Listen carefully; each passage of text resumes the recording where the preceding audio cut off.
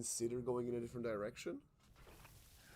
Wow, that's definitely a different direction. It's the Viper. Wow.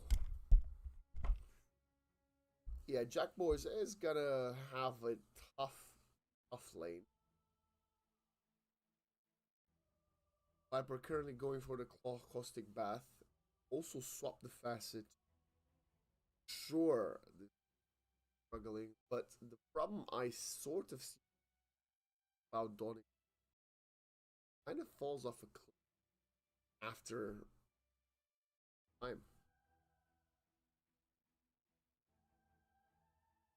As I've been like some high level about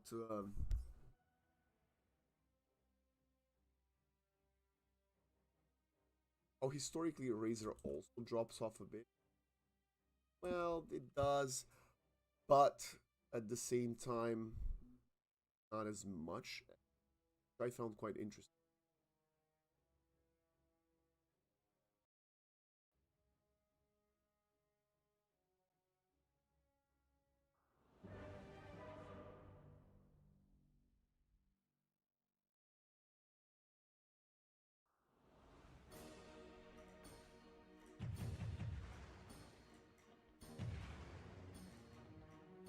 A lot of games, man. Heavy temper assassin spammer. So we shall see if this Viper can. Viper, sorry. Of course, Viper, you know, used to become a universal hero. That's not a thing anymore. Puck. Are they good enough? Well, I'll find out, as it's a all Chinese of pretty sure Cloud Donning. Yep. Life is no, never. Of course, it's only email. Talking about my Jackie, who is Klaus Zeal from oh yeah, look at their facets as well.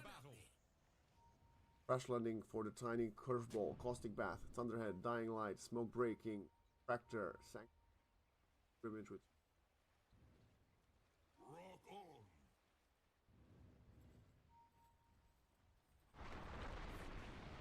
I've life shocking a demon. Going back and forth there, choosing targets, they're prioritizing the temporary assassin who's taking a lot of damage. Can they get the first blood before this TA falls? Jackie Boys 1 point until refraction. Gonna turn around, get the first blood. They're on to the Phoenix, but now they lose 2. At least they found the first blood before losing this double Razor, but EQHY.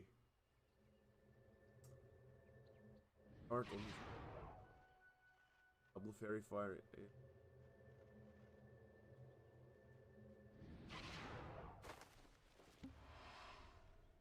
Purchasing a salve, while the Herber drops it to drop Arman.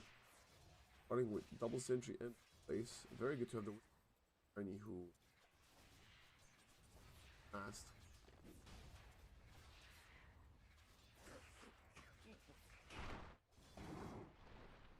He needs the toss before the red to knock. Emo versus Han in mid. I love having my favorite. Still so young.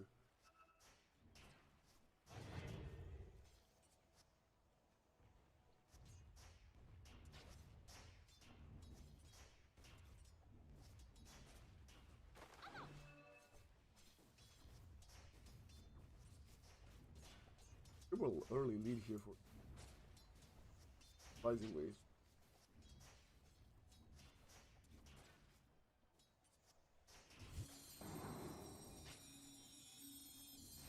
Yeah, looking at some of these have been wrong actually. Maybe it's also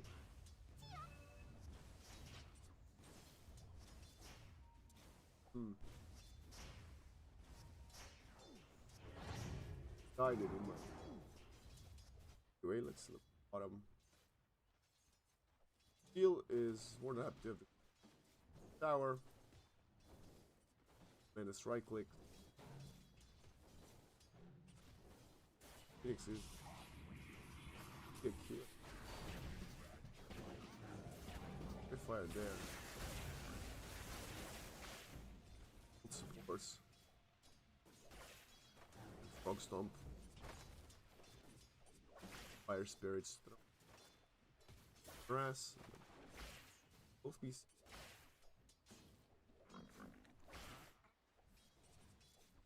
Oh boy. Our man. A toss up in the Viper. At some point it is gonna kill Shallow Grave. Start running away. Problem is, I think bro's just dead even after that. Yeah, that was big there. Lion got tiny to get it. Back to mid. Timo was kind of masterclass, proving me that there's more than the two reasons I mentioned. Spirit fuck.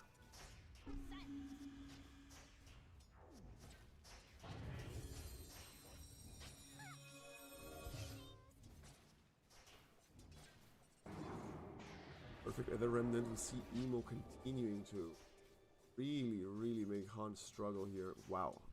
9 last hits, more than a full 2.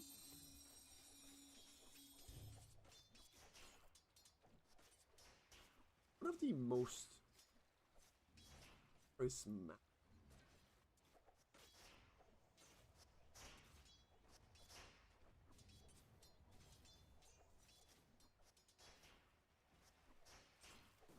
Oh good.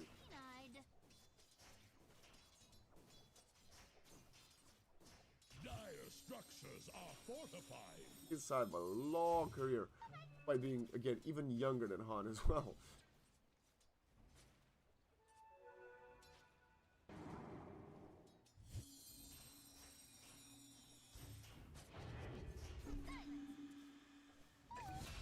Oh boy. Another death for the Dazzle, and I mentioned this in the pick.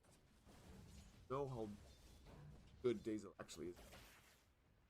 Meta. I don't see it that much, but I have some game. Radiant think fortification. Dire's middle tower is under attack.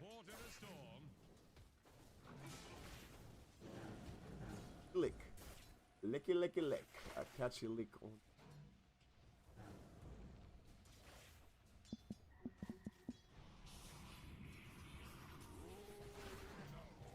Stomp coming for him.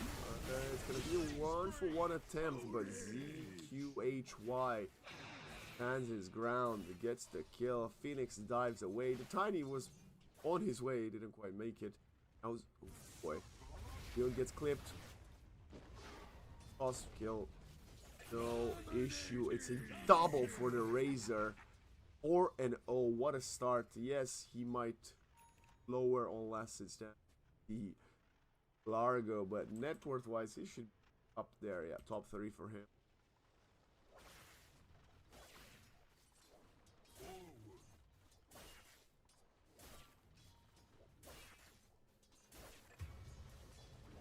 Hard.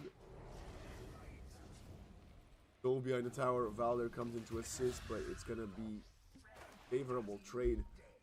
Fire side. He would love to find at least a rune, if not a kill, to Emo. Salving up Emo. He'll lose the haste. Tiny gets out of there. Yes, despite the successful side lanes, this mid terrible for Puck. About a full level B. Not gonna find 6. One more creep.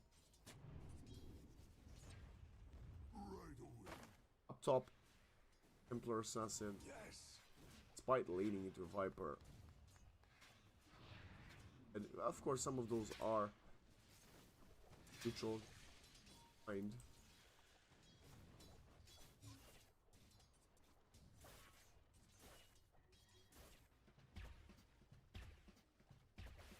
They're trying to bring down Radiant's top tower. And the Viper having a slight lead. Well, it's going to be an invade for invade. Zeal is going to give up the Shrine of Wisdom. Top tower is under attack. Realizing faded. Puck was coming. Station elsewhere. But for space invade. 1 for 1 rune. Provides will hit. Radiant's middle tower is under attack.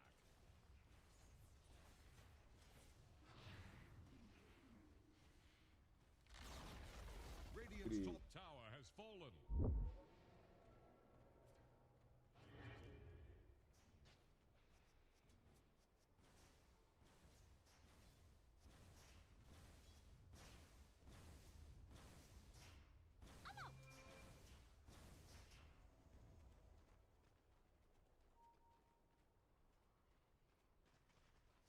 Did expect.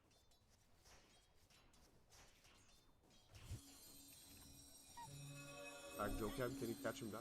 Nice. Silence. Han, perfect play, but the problem is Tiny will get easily caught. He's comes in with a bit of a heal. No point though, gonna do that much work. Well into the supports. Dazzle and the Shadow Demon kind of struggling, I think. Arman should fall here. There's a lot of nukes still hitting to spray. Han. Another nice illusory orb. Jokam versus Valdir, and gonna be a freebie for, well, not a freebie, but a double actually. Shadow Demon. Han continues to get chased.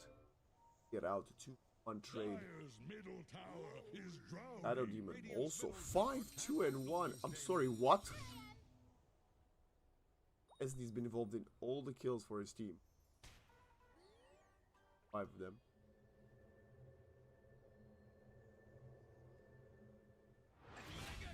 Got a mega kill. This Razor is obliterating Largo, and maybe we see why Cloud Rising, Cloud Dawning rather.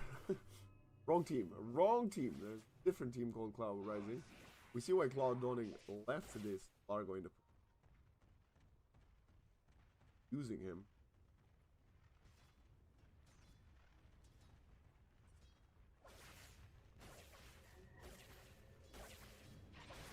Really putting all the eggs into these, this is EQHY, the basket. Still doesn't even go for the catcher league. That's it.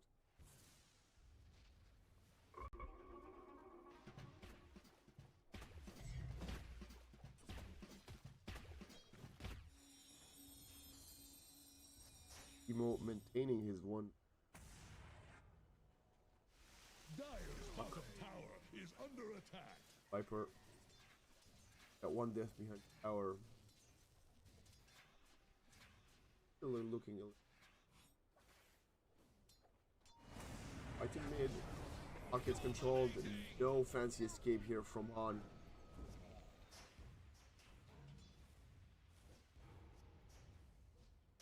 Not entirely sure how you got controlled. The amplified damage wasn't popped in. Hey, even can catch you. Set up for the remnants. He just had enough damage. Wow. Enough death here for Han. I'll drop below kill it. I don't even. Did he get a kill again? Yes, he did. Okay, 6 kills for Jokam, who, if he dies, will drop a significant amount of gold. Third vessel by damage. Running. Arman also. Razor. Using Or the one big boy still standing beside Cloud Dawning. HY gonna coming away, getting drove in, turns on the other storm, it starts thinking away. The kills coming, still a single point in, but HY will act. Dazzle continues to right click damage, but that the full rotation doesn't get the Tiny. Is here to fight Han. Who has the coil? That's a perfect connection onto 2. No long for the frog. Hyper Strike coming in. 1 second till Astral Step. The Shadow Demon is gonna grant enough time for Great Spirit, and 4v4 bottom, 4v5 bottom. No casualties. It's base for the first assassin who takes first spot.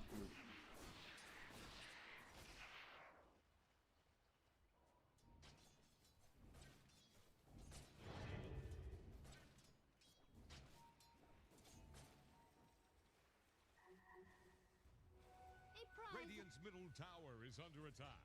Bo finds the arcane rune. Han finds a couple of bounties. Radiant's middle tower has fallen.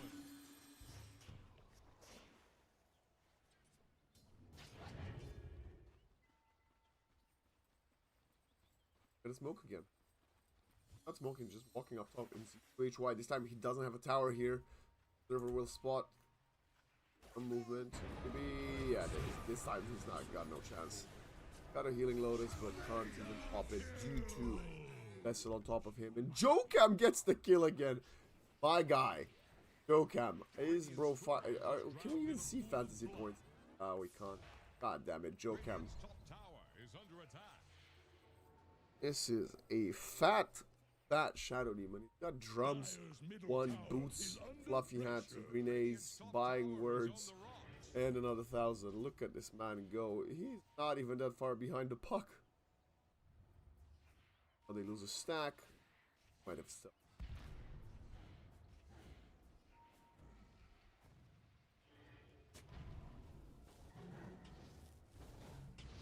Word as well. Great observer. Very, very tough to do. In the tiny some space bottom for his thing, but probably is all this time Zeal is getting space himself. More than halfway through. Where's his Aghanim Scepter?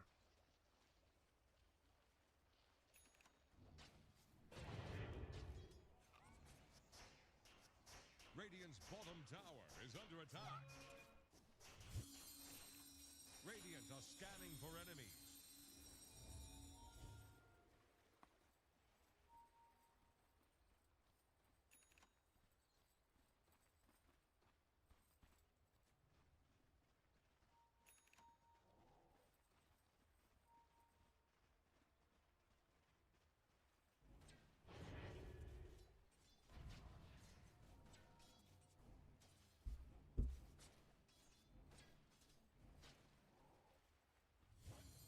Invis. All this control of the runes he's had. Going phase boost. Oh. Sure, that's not usual. Okay.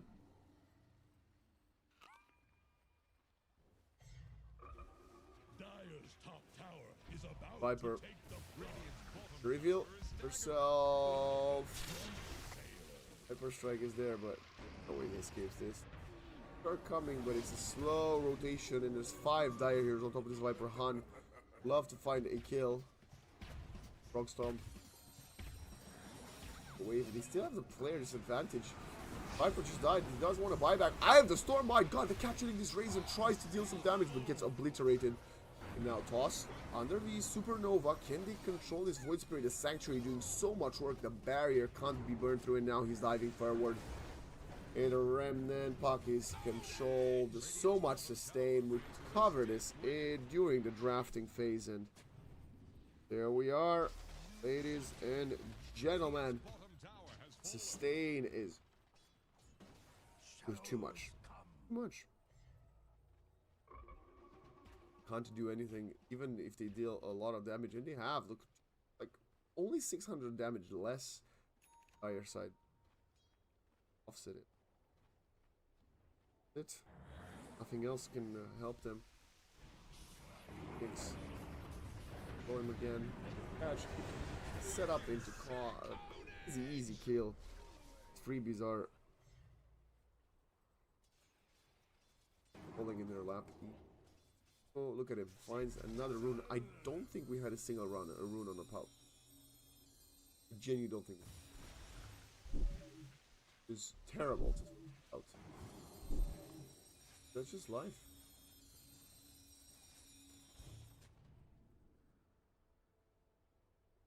Puck has the... Dokam has taken another 2 kills. BT dubs, he's got up to 9. Curious.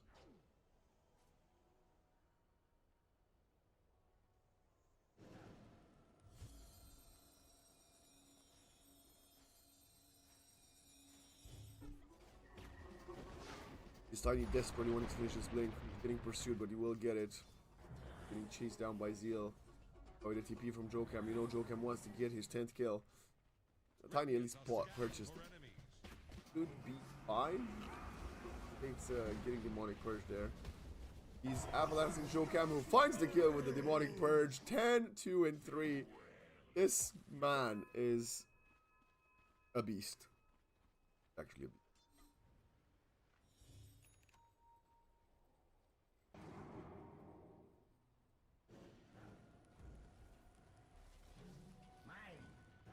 Shard. Spirit. Maelstrom for GLYPH has been there for a moment. Trying to help up there, top 3. Gets surpassed by Zeal, so Argo, and you know, despite that early domination, Argo, look at the kill. Also, it's quite sad to actually think about it this way, but Argo. Never mind, let's look at the Deduction top. They're controlling Jokam, who's getting protected by the Dazzle Valder, doesn't even get to pop this Supernova. And the Shadow Demon is still alive. The Grave expires, but Disruption is there. Jacked Boys comes in to the party, finds a triple. Shadow Demon is actually crying right now. I think he would have preferred to die and still. 3 for none. Opens up Roche. They jump in the pit. Life. Despite fairly, you know, even trade of lane in the first 8 to 10 minutes, the last 7, 6, all them show 93. God damn it, 93% win probability is insane. Yep, the last kill. Right, the last kill that Cloud Dawning found was in minute 8:40, 9 maybe. Been 10 minutes of all. If found one. 10 kills. 9-6 leading kills for the Radiant Boys, and now they're trailing 9.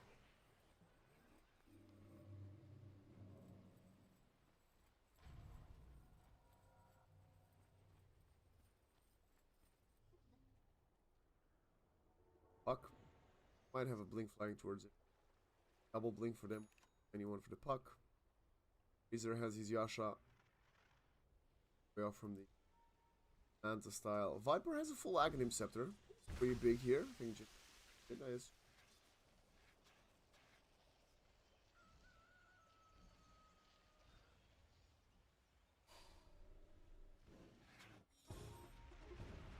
Zeal Largo is having a time of his life.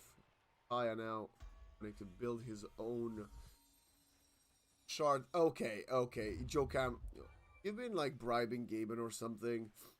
He gets the shard dropped to him, which means he's actually only 300 to 400 gold away from all the cores on the Radiant side. If he gets a kill here, he's gonna surpass them. This is the scariest Shadow Demon I think I've ever seen in a pro game. He'll find his first kill of the game with the catch a lick. Killed the Tiny.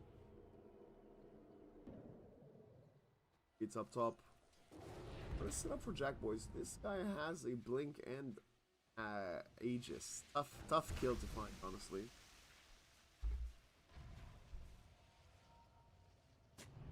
Fighting for the wisdom.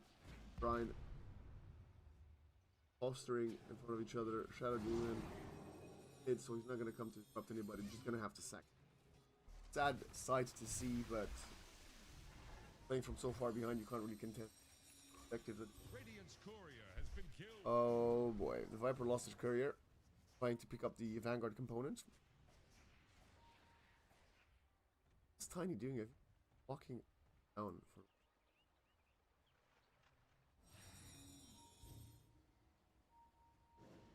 No, pinging the puck.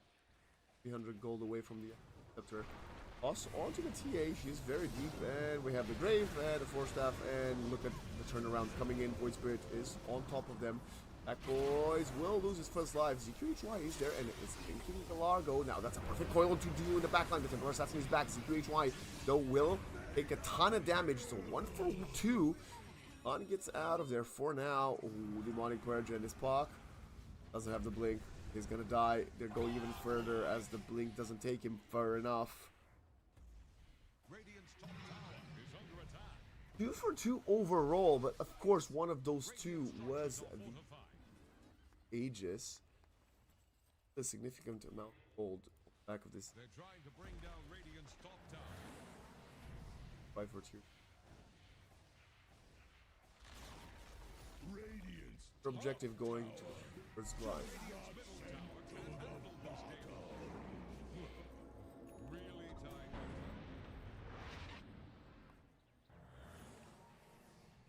Flags for Emo. Templar purchasing a Crystallis. 16,000 net worth. Level 19, minute 22. What the hell? 864 gold per minute is crazy. 714. Jack boys. Jackie. Absolutely.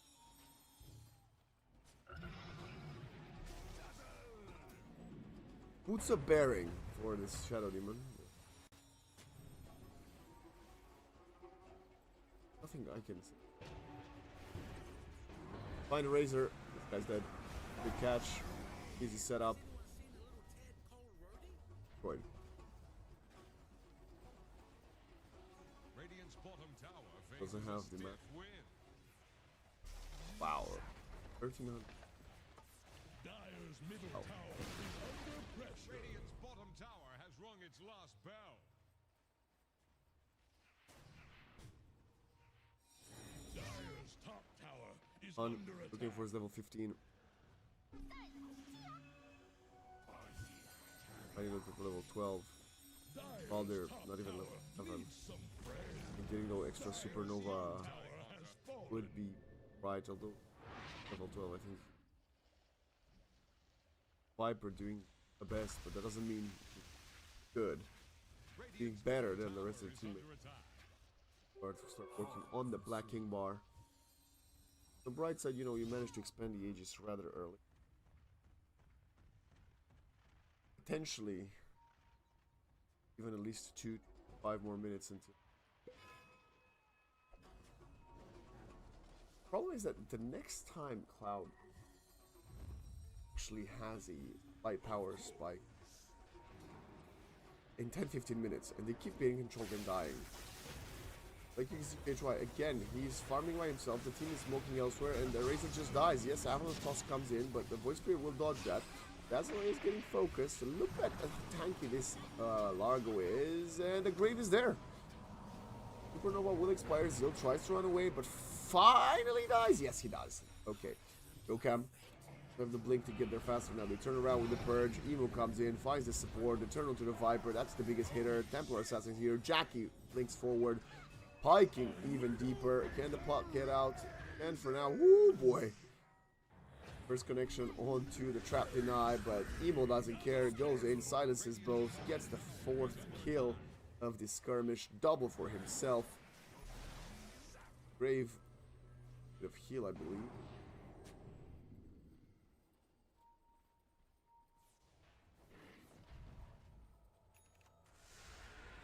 And despite trading 4 for 1, somehow they came, like, not on top. They got a bit of extra gold for 4 of their heroes. Interestingly enough, again, look at the damage. They're dealing a significant amount of damage, but the survivability is so high from either side. Back foot. Radiant's middle tower can't handle this deluge. Tier 2. Jack boys. But a Daedalus, jeez Louise, man. He's farming so much. It's so fast. He doesn't even get into the.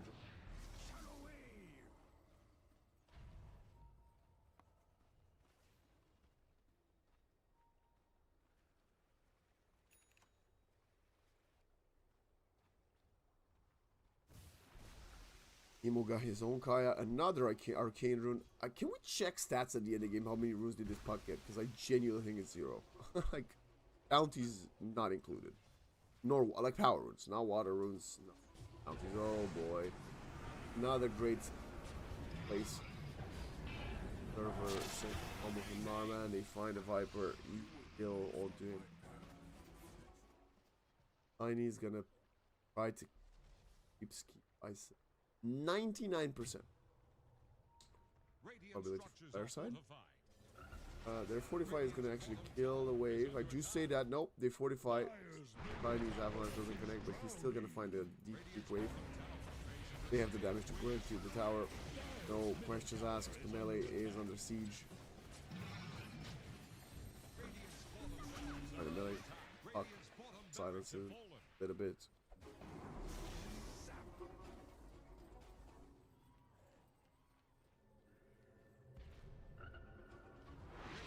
Scanning for enemies.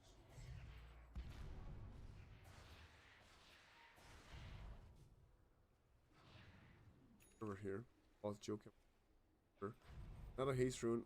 Void Spirit will not get this one, but the Jackie's not gonna let it for the puck, and he's got a vast shirated shiv. Jesus.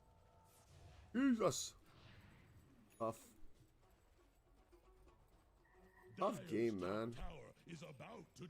I really thought Cloud Dawning had a better start than.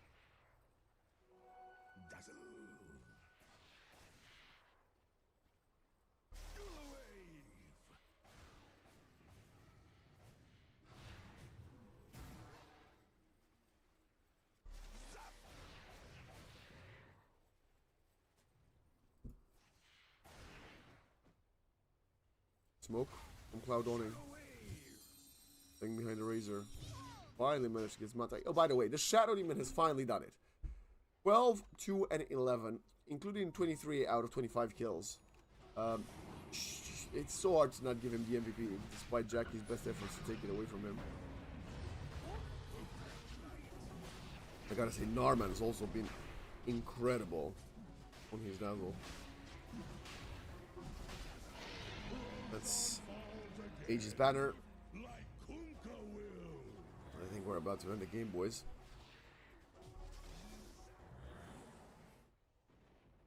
Parasma on the puck. Yes? 13 on Phoenix? I don't know, chat. He's got the shard. Razor doesn't have a BT yet. I don't know. Viper doesn't either. They do have some buybacks. Almost 5 buybacks. That means the deficit is higher than 20. 30. If they die. Or maybe they don't die. They were right. They will certainly die.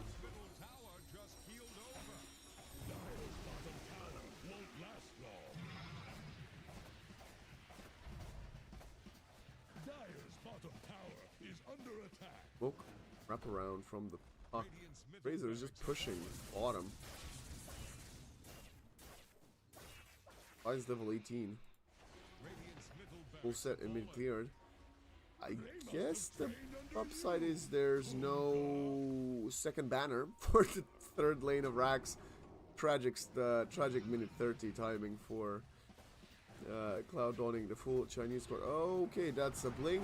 The toss didn't connect. The avalanche was not there, and that's a dead Tiny who does not have a buyback, by the way. Getting 50 gold, so about 25 seconds. That was definitely an attempt.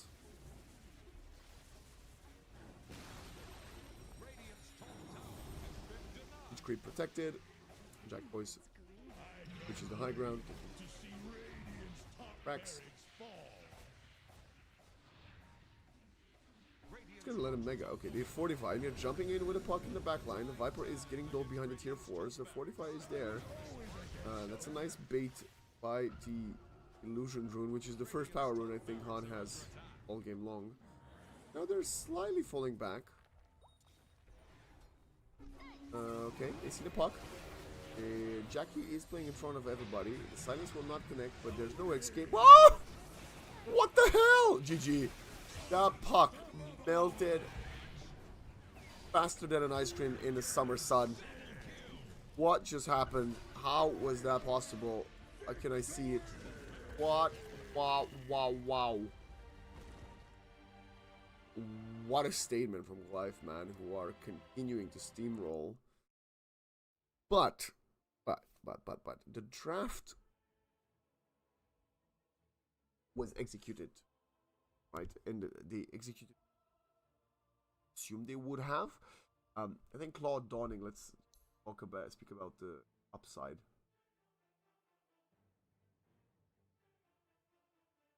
Seven. I like the Razor parts, right? Popping that part, the Viper was doing fine up until dove tower, and even that far behind. Even the puck, yes, way behind counterpart in the voice. Down there, kind of with Argo, who had a rough start to the. Gonna send it to a break. Doom. There'll be some team talks for Cloud Dawning, and maybe some different bands, including the Largo, and we shall see, or the Shadow Demon. Can't first phase Dazzle, but Shadow Demon Largo maybe as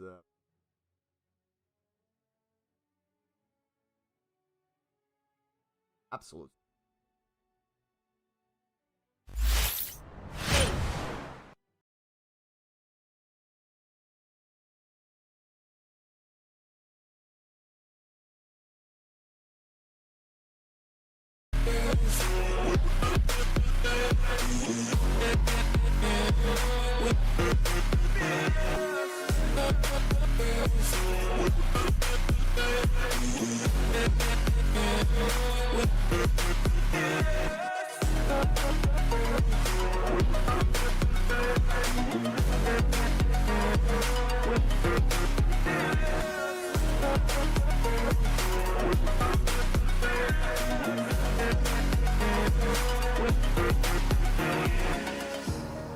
Burning the bridge that keeps us.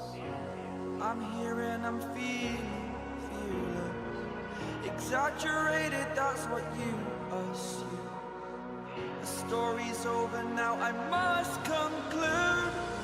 I am conflicted, watching where I step still, hanging in the balance. Not the life I want to live, I want to take it all. Standing tall, fear outweighed the person you are. Oh, break out, I've got to see. Spent all my life holding all of it closely. I played it in a sense, a feel of discontent. I'm finally facing it all, fearless.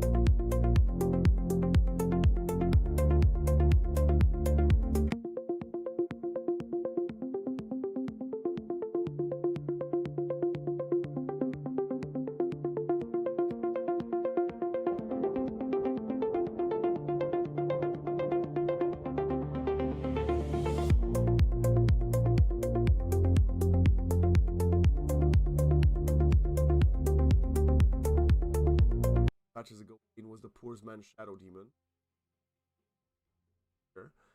And the Clinks. Lot of flavors here from Cloud Dawning. GLYPH banning out the Tide and Mars as Cloud Dawning. Well, they're not entirely sure what GLYPH wants to play or where they want to play. So they can ban the Kez and the Cop.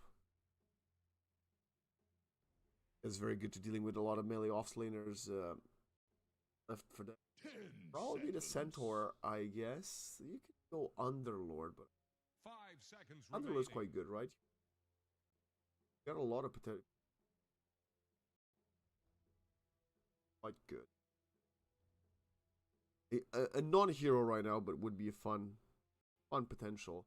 Would be Dawnbreaker.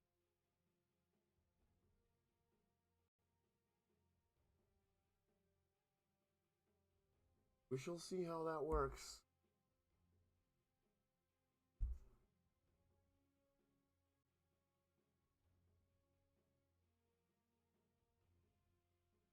As GLYPH, at this point, based on the early certain fine.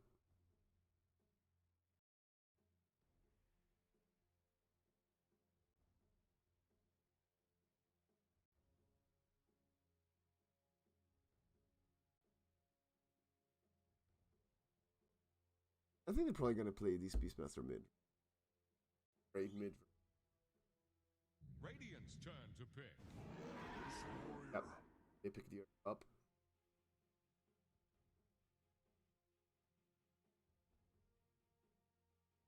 Maybe if the queen was left in the we might have seen next to side lane 10 for the queen to try to dominate. Not gonna. 5 seconds Dawning remaining. now really need to up their game.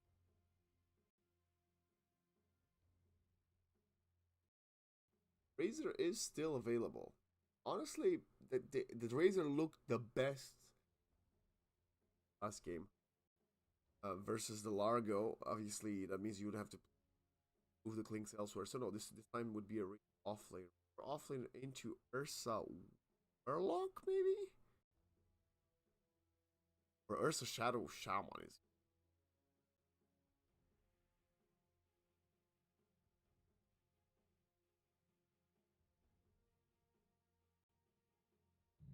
See? Ah, there we are. Considered one of the most valuable picks match by tier 1 teams is the Bat Rider, not being contested at all up until now. There's no direct save, I suppose.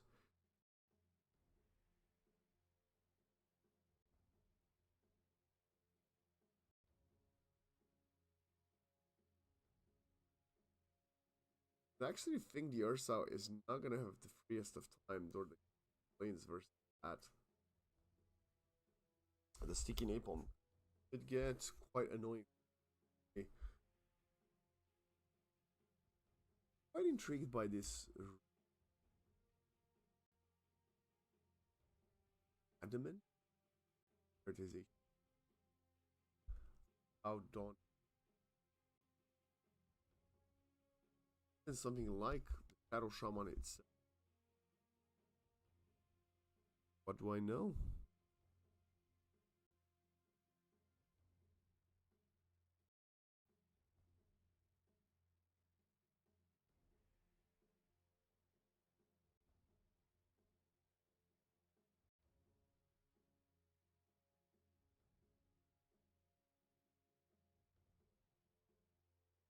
Got crash landing from the support Tiny Han on the static slide Storm Spirit, who really shut down last game.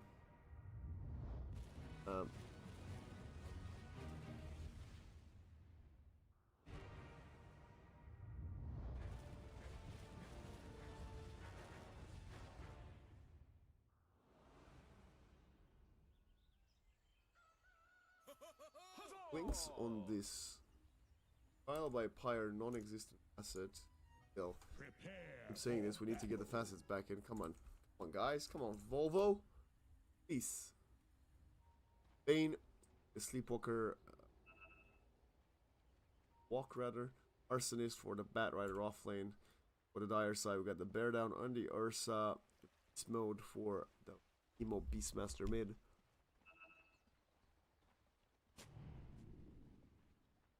Black Grimoire for Warlock. Chicken Fingers. Come on, and music pilgrimage. So that's it for Largo. So a 2-for-1 first blood for double kill exchange. First match. First map rather. 30 seconds to battle.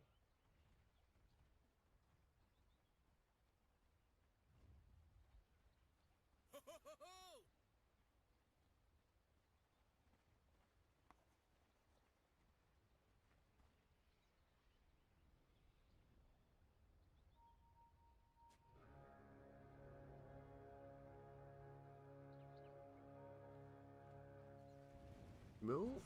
Kill. And we're The clear boar. for running. Last hit to the Clinks. Game 1, ZQHY already purchasing Divine Rapier. GG's, well played. 2 for 2 runes. Get rated? Is that? Yeah. I'm gonna be mostly interested to see how the Bat Rider does top. I think he's probably the win condition here for the side of Cloud Dawning.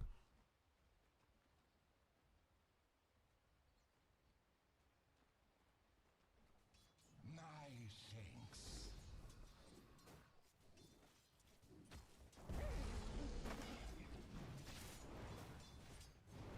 Wing.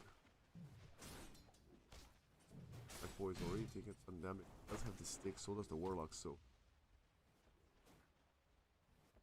they both came equipped, prepared to face the Bat Rider. This is ours.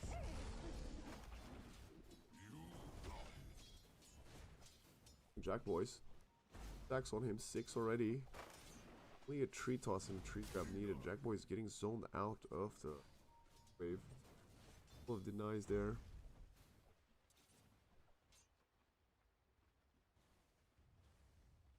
Go cam.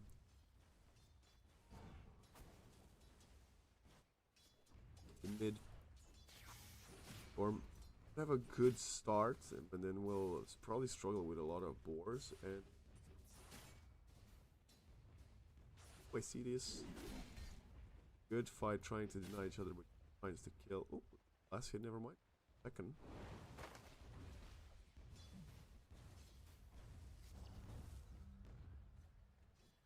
Got a word for the Ursa. Safe and healthy.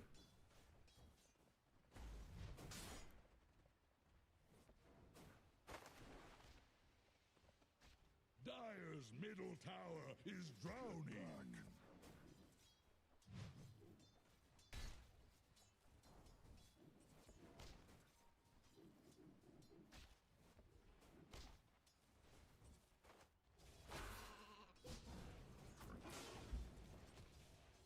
If like Largo has the highest kill, but with Jokam, I nuke control.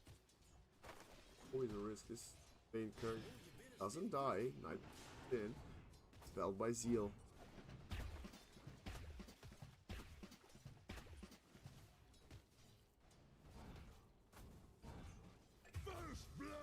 First blood top is the Tiny actually dying to Narman. Oh boy.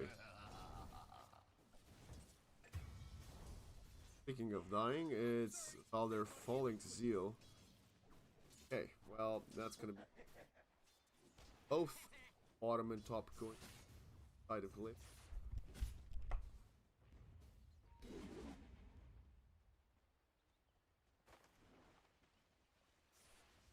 Not the start you wanted if you're a Cloud Dawning fan.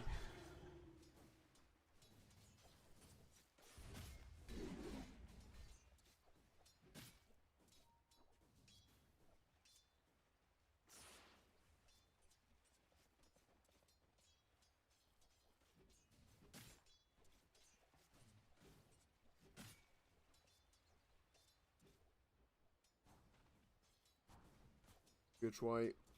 18 last hits. Right, too late. Go back to the late thought that I said I'm gonna be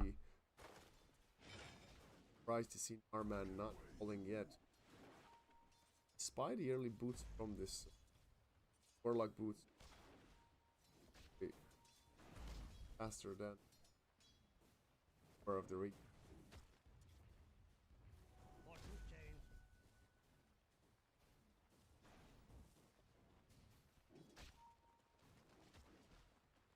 Pull from the tiny round now. Fatal bonds are up.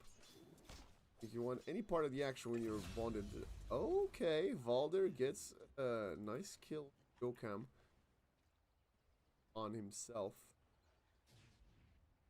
Sadly, the Storm does have to make the walk to Mountain, because he pushed a wave under Emo's tower, but Emo's gonna get a double creep wave here.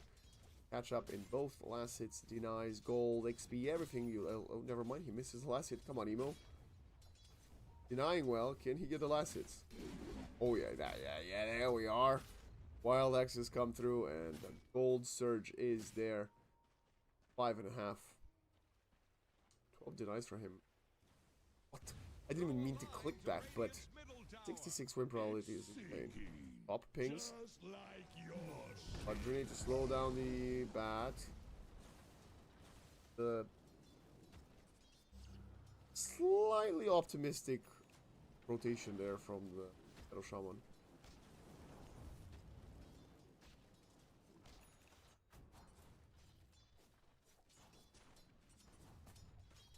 Can ZKH White carry this game? Largo just using the catch a lick to get a creep every now and then.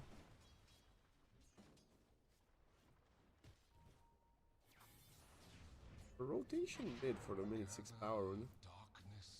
Balder. Bottom. And it's gonna be Emo finding the shield on top. On one creep away from his level 6.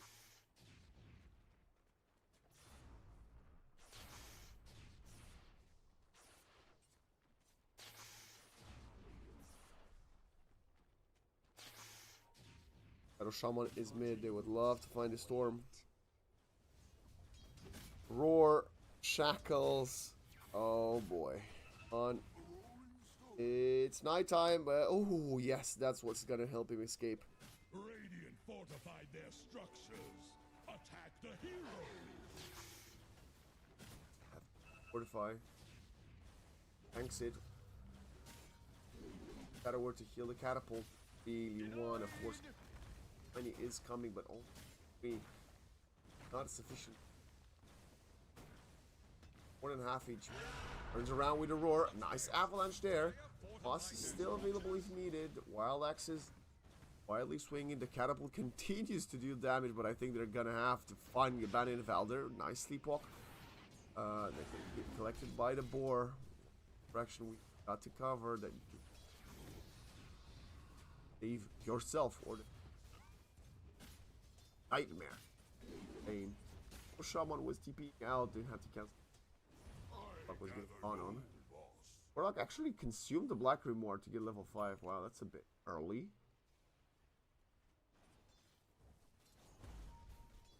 Fascinating. A lot of denies, I gotta say. 14, 11, 16. Argo.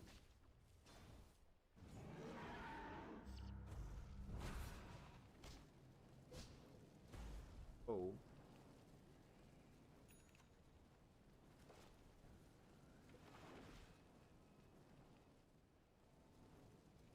Batrider doing a little bit better than the Storm. Using echolocation. And in mid. Oh boy, Han. No, the curse of him not finding power runes continues as this time he's struggling. Walk in mid. Raindrop threads one. Eco is fairly healthy. After foot.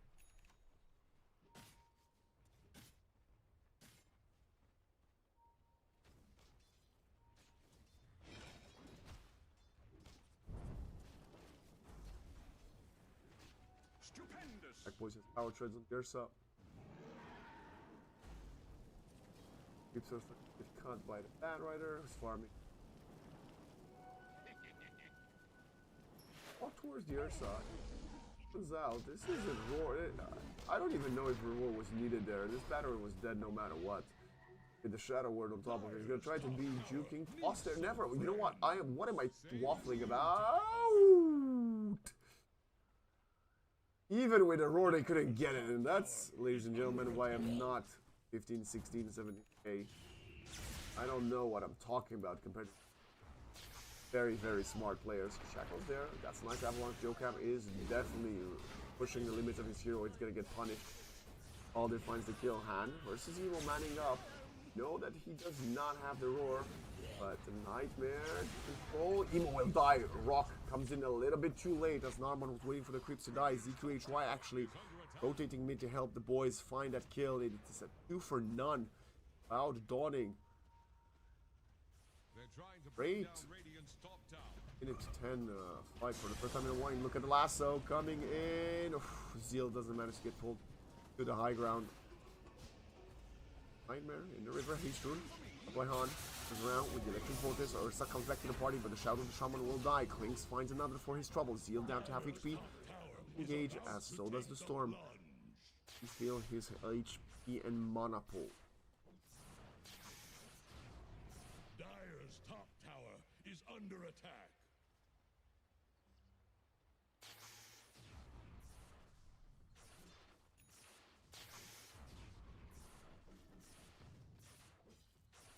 Radiant's middle tower can't handle this deluge.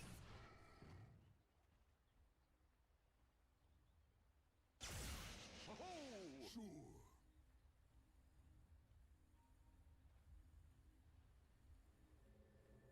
Inks out.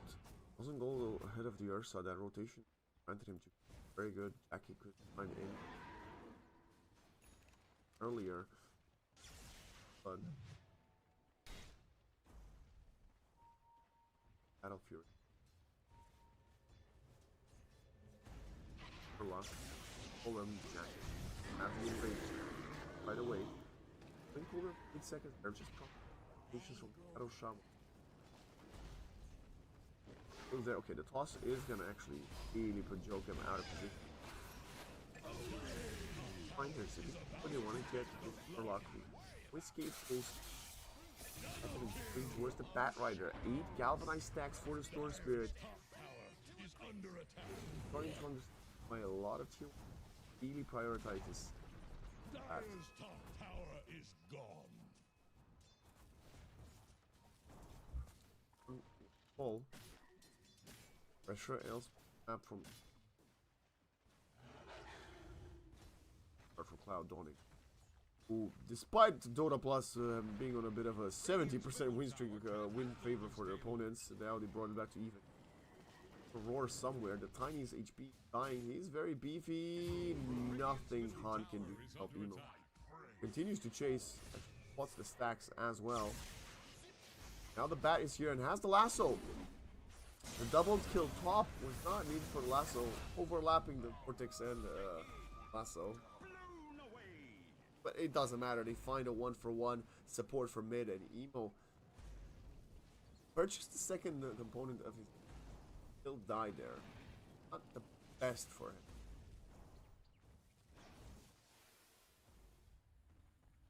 As I suppose, Beastman is really a type of hero.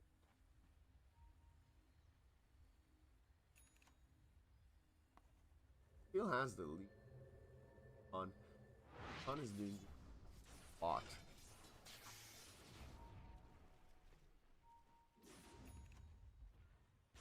Dire's middle tower is under pressure. Gold and sweet. Heal. Next victim. Valder has the range. No, he doesn't. King's Grip and a Nightmare both out of range, interrupted by the Frog Stomp. Radiant are scanning for enemies. Radiant's bottom tower is under attack.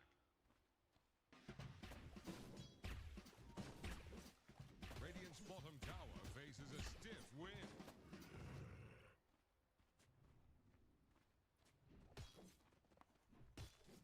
Radiant's bottom tower is under attack. Azil not gonna show up for at least another 3 more minutes until he gets the scepter, and now they're just zipping forward. Emo dies again, and so does Jokam. It's a killing spree for this Bat Rider, who has the boots of bearing. Oh my god, Narman under the tower. The golem was used. They are falling left, right, and center, and ZQHY finds his first couple stacks for the Deso. I like how Cloud Dawning have realized a tempo issue they had past minute 10 in game 1, and now they're actually replicating a similar amount of pressure onto Glyph, who do require the space for their first couple of Ags, Battle and Blinks, Battle Furies. Yeah, they're gonna be on the back foot for at least another 2-3 minutes. And if Cloud Dawning can keep on extending their lead, on the back foot for longer than that.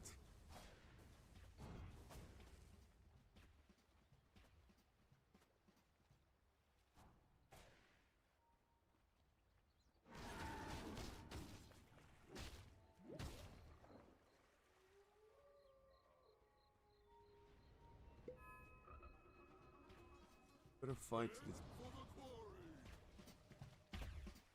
Still 700 away from the scepter.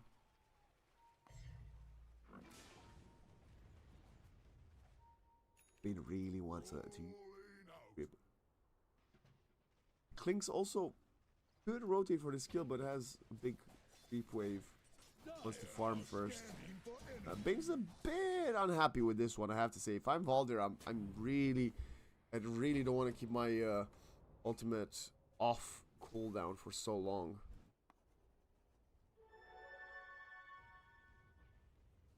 Things purchased his shard, I think.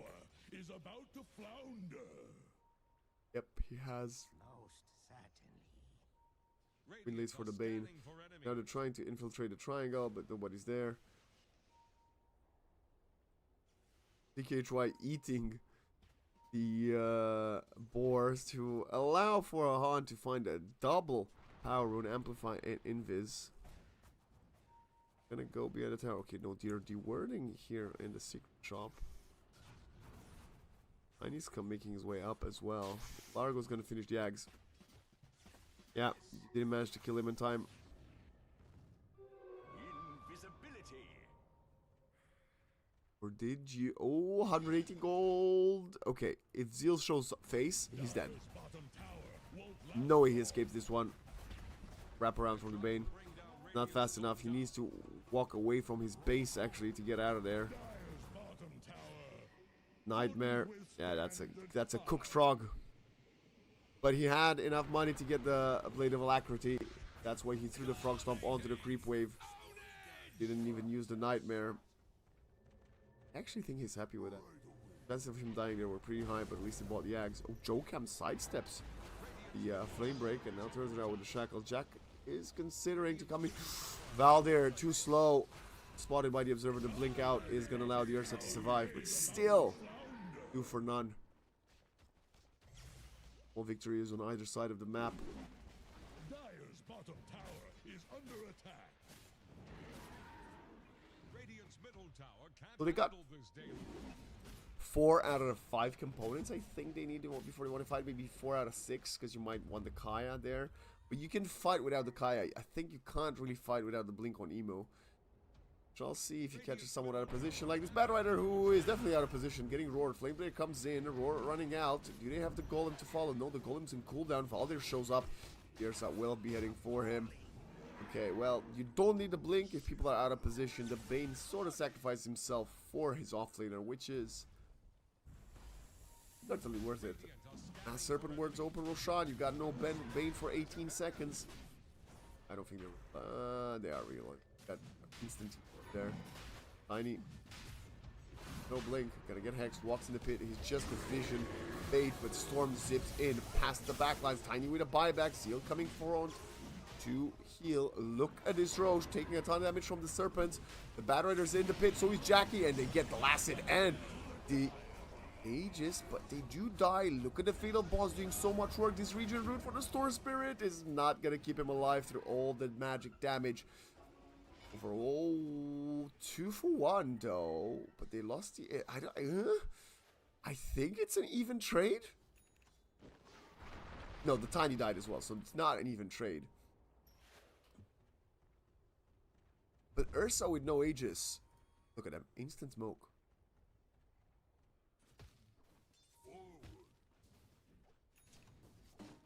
Getting towards Zeal. Massive kill. The Fiend's Grip has yet to be used. At least not on camera. Yeah, he's dead. Massive pick off here. Beastmaster doesn't need to have the blink to chase. HY just to keep himself in the net worth by a significant amount. Well, by 1,000 gold, not that significant. Storm though, top, getting control. No, Han back to back. That's a tragic death for him. And whenever the Storm dies, it's even more costly than for the opponents because he's losing galvanized stacks. That's why it's a problem. Come on. You get caught.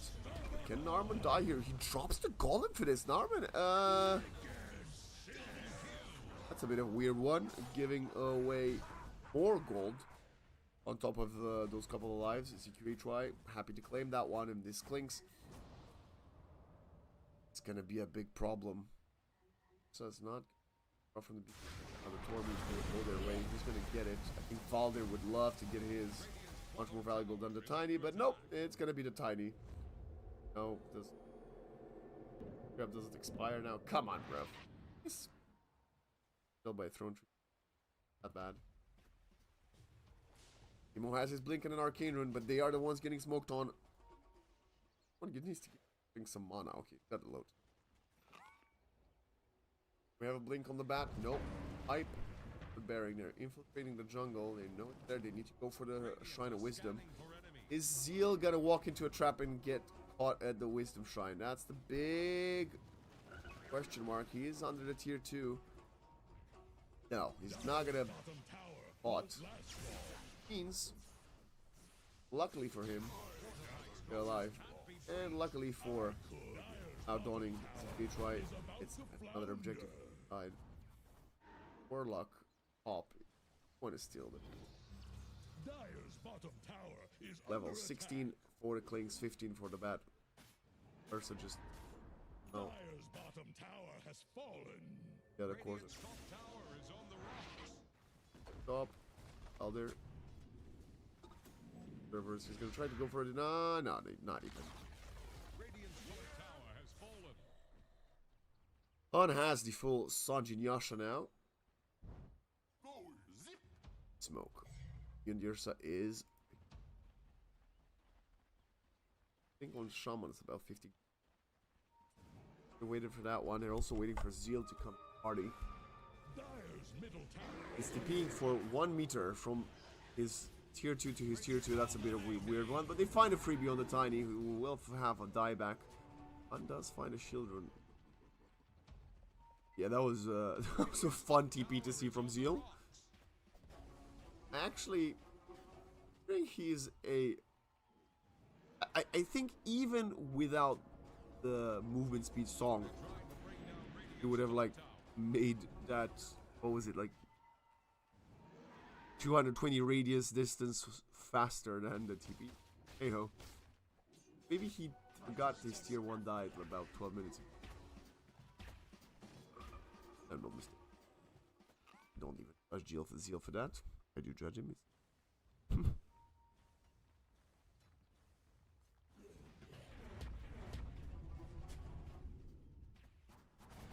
Bottom to the tower.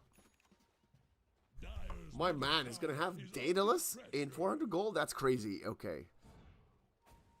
Despite that, the Ursa's kind of been catching up with this Battle Fury.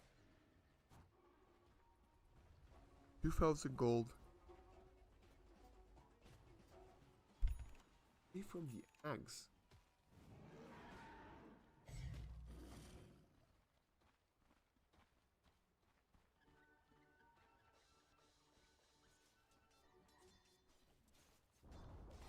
Radiant's bottom tower has fallen.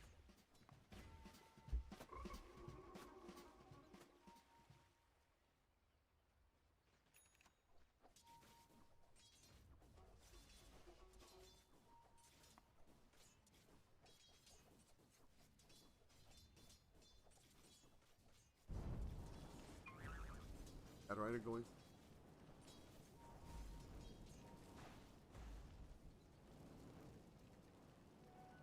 From the tiny. Who gets denied by the Borza yet again.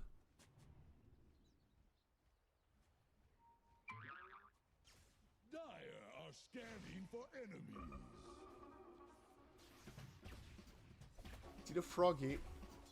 Not afraid to show it mid.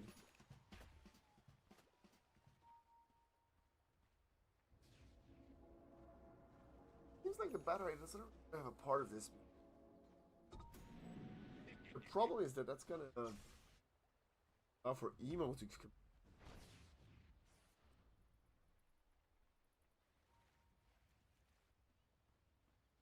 by Pike after Daedalus.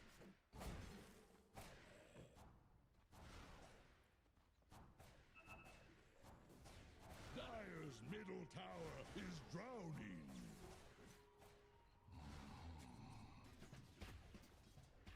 Still might have spotted something. Dire's Walk middle up to the tower camps. is under pressure.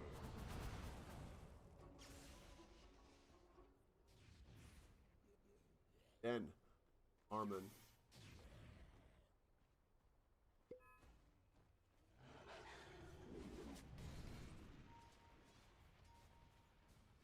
Alexis. Over here now. Working. Link on.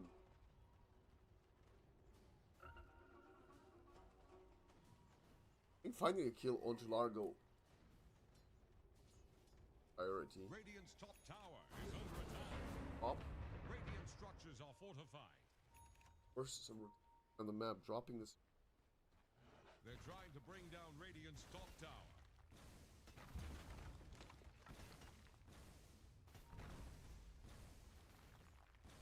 Radiant's top tower is on the rocks. Together. I'm just paid.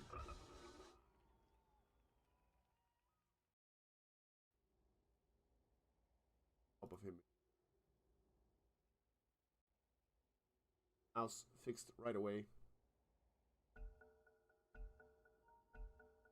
Weigh anchor. This game is on. Don't have vision on him.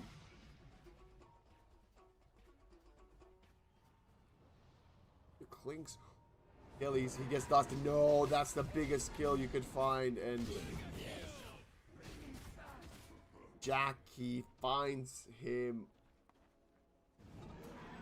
That's. Dire's bottom tower won't last long. They try out of position, really trying to stretch. Like. Dire's bottom tower is under attack.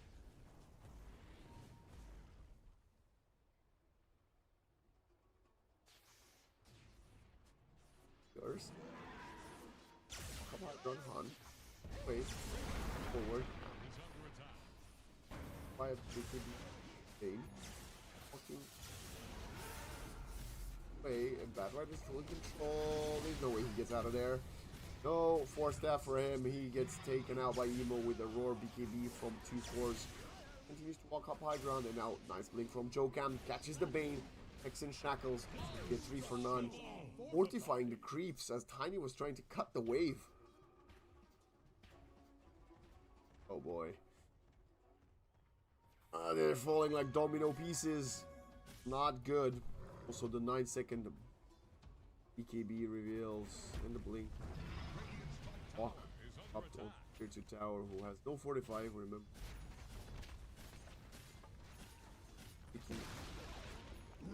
Gonna steal the Shrine of Wisdom. Just got Life. sent to the Excel. bottom. Radiant's middle tower is under attack. Really tight, Hunter. Also online. We were talking about this pain during nothing. I don't even want to do it if what randomly. Up. I need bro wisdom. Wisdom, what are you doing? Radiant's top tower is under attack. I hate to see it.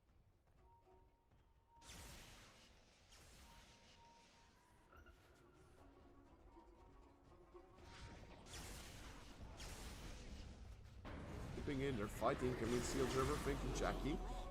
No BKB for 5 seconds. In range, Avalanche Toss. In range, will run out. BKB is going to be there, and it's not going to be coming in time as the lasso will prevail. Shadow Shaman next to be pursued by this Storm Spirit, who is also hasted up, but running out of mana, running out of HP. Right clicks are coming in from ZQHY. Zeal will fall. No buybacks to save, and it's a 4 for none. Emo was elsewhere on the map. Had the roar. Good chance of joining up with his. He was in cooldown. 4 for none. Cloud Dawning open. Give themselves a nice opening to get the Roshan. Yes, they got caught off guard one by one that last team fight, but they realized that their strength still have the strength if Bench. Banner will HY. Next, also big fight for Han. Stayed alive with his Lincoln Sphere. Got a few more galvanized stacks. Really good work from them. Cloud Dawning making this really competitive.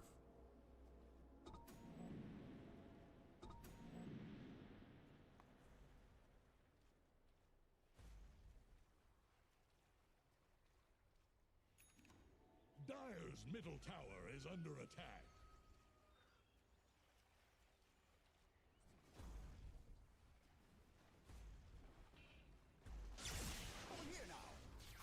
Next, this Largo is again in game 1 he felt like a non-factor for the first like 15-16 minutes, and then he had like 2 amazing team fights, kept everybody alive. So I don't want to say that he's not been as impactful as in game 1.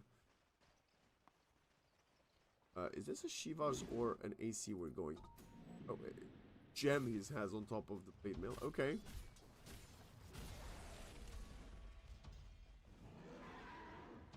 Dire's top tower is under attack. Scanning for enemies.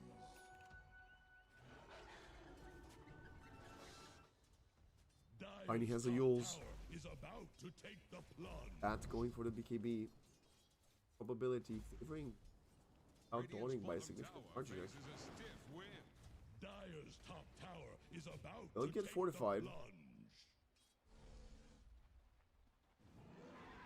As before, Jokam used words, or Arman used the golems, so it's gonna be interesting. They're gonna try to drop them now. That and the... Ooh, look at the Bane and the Clinks wrapping around behind them. At the first one, oh, the Clinks is getting Nightmare. He can't be interrupted because the Narman was shackled, but now with TP running out, doesn't even go for a TP. That might be a mistake. He's getting control, he's just dead.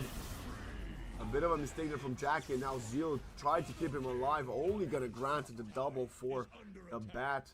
Yes, sure, Narman kills the Bane in exchange, but 3 for 1, single support dying there. Cloud Dawning wanting to take this to game 3. Radiant's bottom tower faces a stiff wind. Invisibility.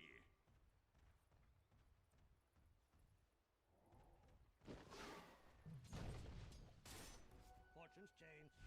I don't know if they still have what it takes. Emo again not a part of that Is under attack. bottom.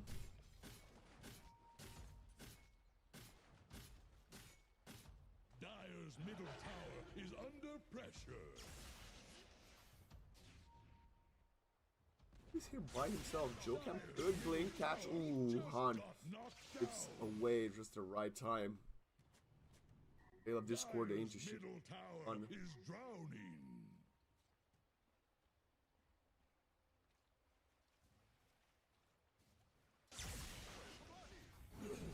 Dire's Tower. top tower is about to take the plunge. Final outer tower. Dire's top tower is gone.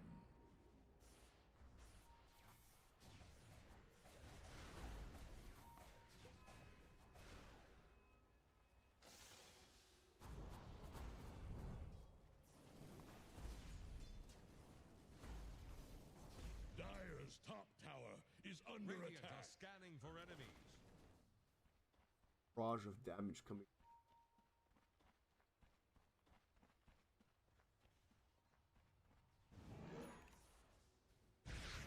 Placing in the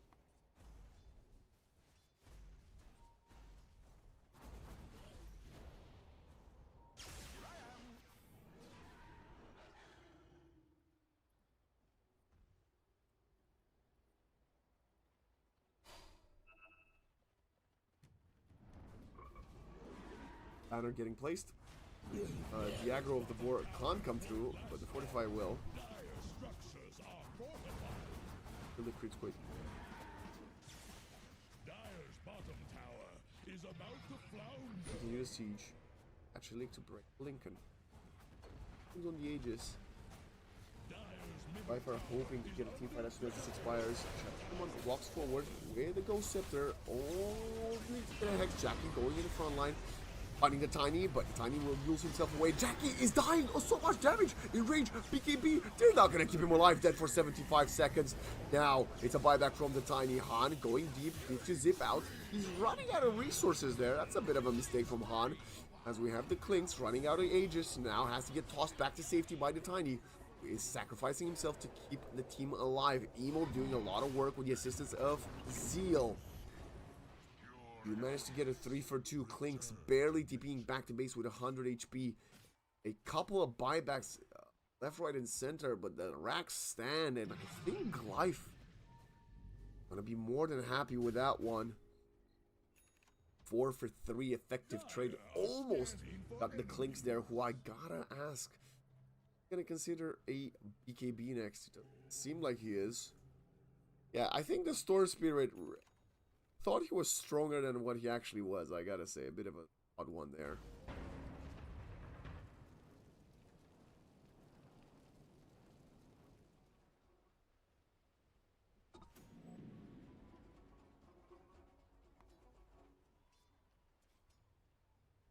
Radiant are Singing scanning Zeal for enemies.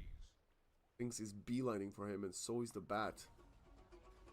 Fast hero to catch, level 20 now. Reading this wrong, he's going south, but oh, the Bat does spot him. Clinks is gonna join up. Flame break, keeping him more or less in place. Up, that's a kill. Emo can hold up for 4 seconds. Jackie can't quite reach either. They need to farm their tier for neutrals. That Emo's gonna use the gem to deep word.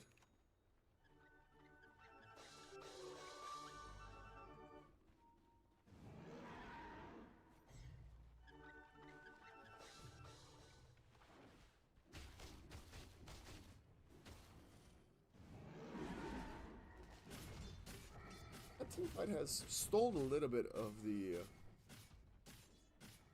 aggression for Cloud Dawning. They're gonna smoke up. Coming teamfight, Roshan. BO3.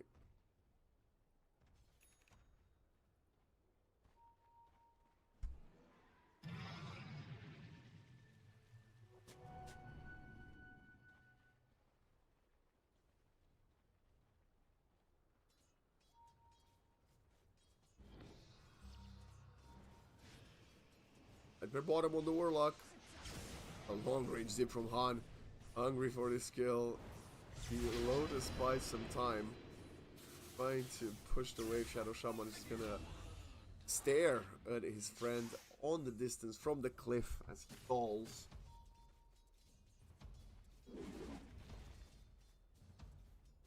Emo really trying his best to like up, and we've seen him do a lot of work in that last team fight. 4,000 gold. Pressure next. And the third most farm hero on the map.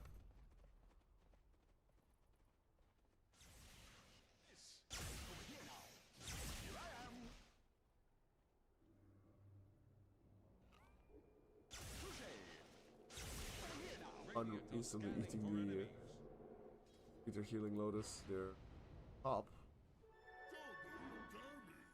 And he finds an amplified damage. Jackie.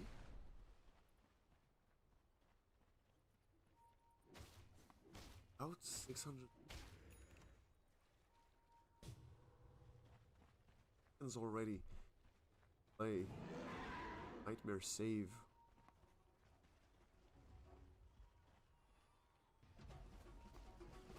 Get on top of anybody and 100 to 0 them. Guess you gotta go for the Bane, right? One better than none. Smoke up from the Dire boys. Facing Observer, they see the tiny Hex Roar. They really want to kill him. Nightmare safe for now. Actually leaking close into him. That's a refresher reveal. Roar BKB onto the Batrider. He is, oh my god, the Avalanche. Jackie didn't BKB in time, blinked into the Avalanche, but to get on top of the Clinks, Flame Break is going to create some separation, and so will the Hurricane Pike to push him away. But the Storm gets caught again and controlled by the supports of Life, and this game's not over yet. 3 for none. Great smoke from them. Sadly, up yet. And we're getting a... Here.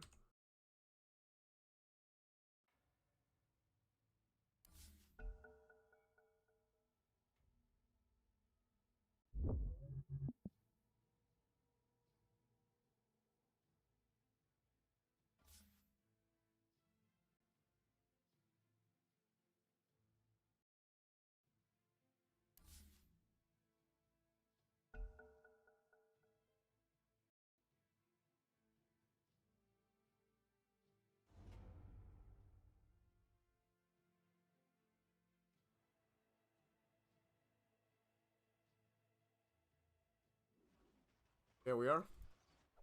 Didn't miss much. Dead Radiant heroes are respawning. Them being put to work. Here's some of the map from the Radiant side. The goal deficit completely overturned. As well. But we got some new updates though. We got level 25 on the Clinks. Great cooldown. We got... Well, this Batrider is almost 25.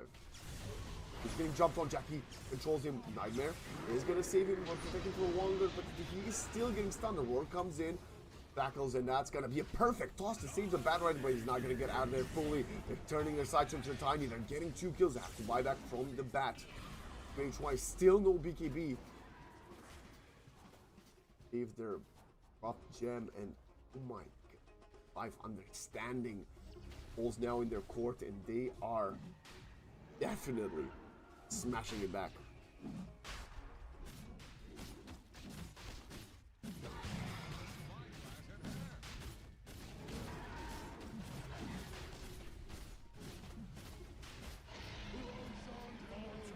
Aegis refresher going towards Life.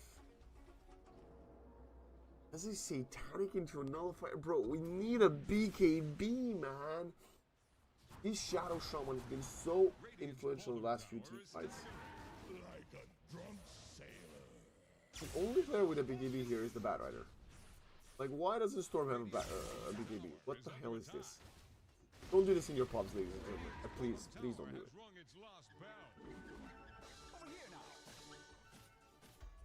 Oh, you end up throwing games. Guard will be picked up by Spirit. He probably purchased one himself, I think. Actually, no. Retorted. Doesn't matter. Only for a time. Avalanche.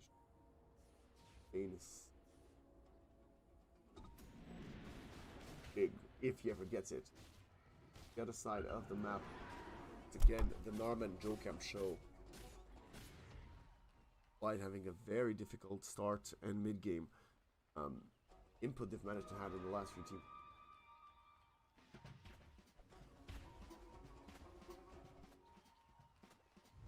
Freaking Rattlecade got a tough Titanic giant small for you. Weekend giant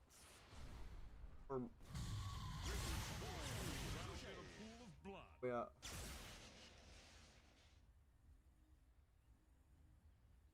Rattlecade. It can damage the tank. Bottom by emo. Or used. Nope, not even using the Roar. Playing S5 perfectly.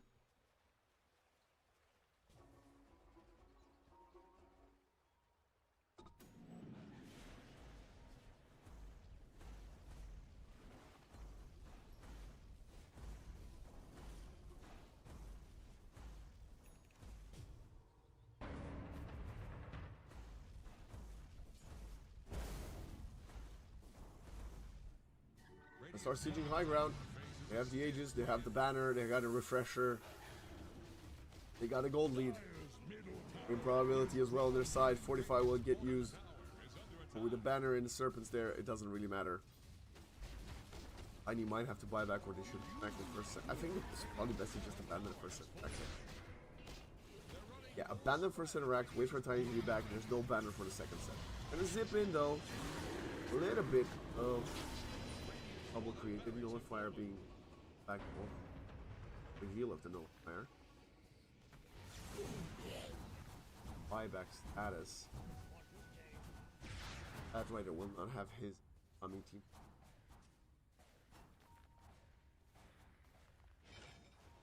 Thanks. We can bring.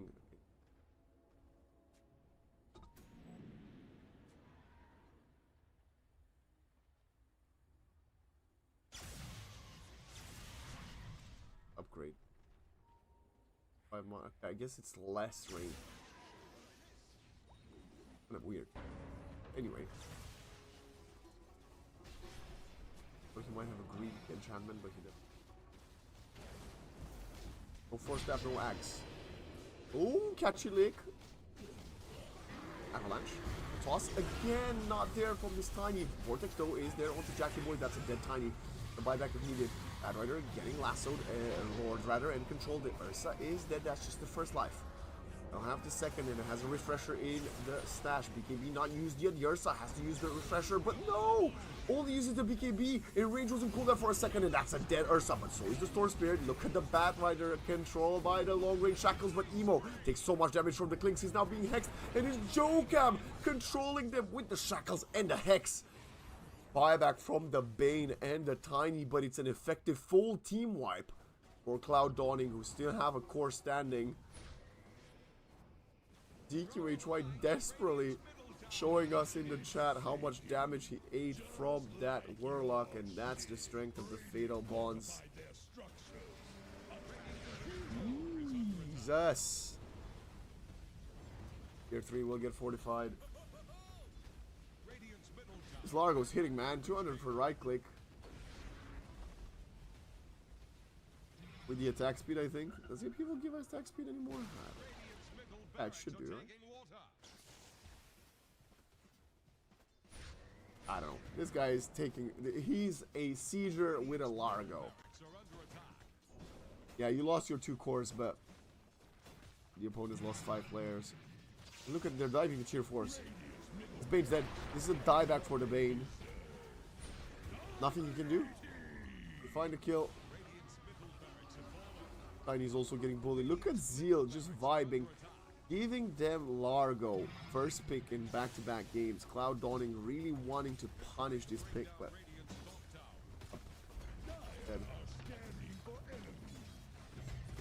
Zeal is an absolute menace. We spoke about having buybacks before the team fight. Storm bought something and didn't have it. So did the Bat Rider. Very strange stuff. Oh my god, Storm zipping in. He doesn't have buyback, gets him bashed randomly and controlled and hex and died. Okay, GG. Han calls it. I don't even know what to say. Emo will go back and GLYPH finds the Ursa. It's a little bit late. He's alone. The Ancient falls and Cloud Dawning kind of down in this series. The game 2 was should have rather been in their favor 100%. Unlucky look for them. Life with another great victory. This time with a comeback, was stepped up when it mattered most. Jokam 1 in 10, but how much work did this guy do in the second map as well? Incredible to see. And luckily for us, ladies and gentlemen, this is just the first game of the day. We're gonna send it to an extended break, but we will return with the second series between Cloud Rising and Karstens. That should be also a very good game. We're gonna send it to a break, and I'll see you in about an hour or so.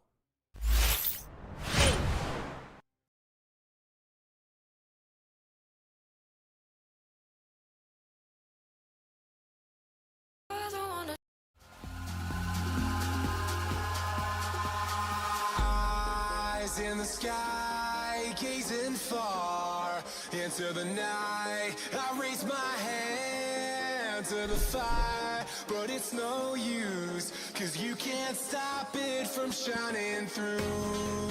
It's true, baby, let the light shine through. If you believe it's true, baby, won't you let the light shine through for you, for you, for you, for you, for you, for you, for you, won't you let the light shine through?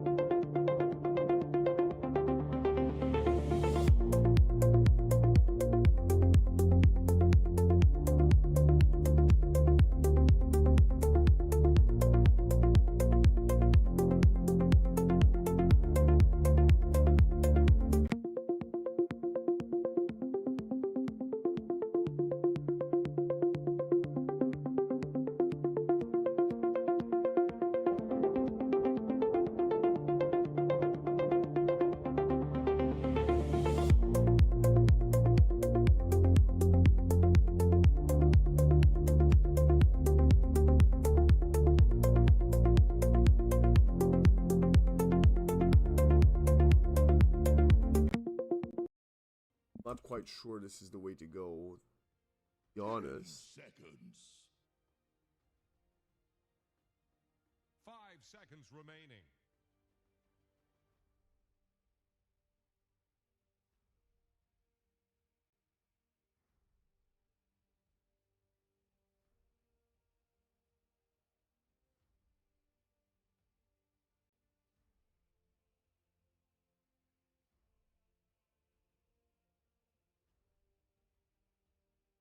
Radiant's turn to pick. Yeah, they're gonna pick the Queen of Pain. Yeah, I don't even know what that Underlord was about.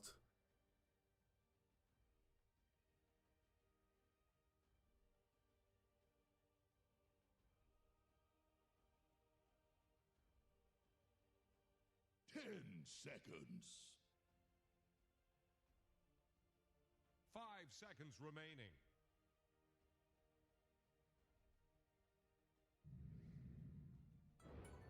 Ember Spirit. Nice. That's gonna be our vessel builder. Cloud Rising. I kind of like this draft for them. I have to say it. Especially if Rico has a better showing on the Tiny than what we've seen from the Game 1 player on the...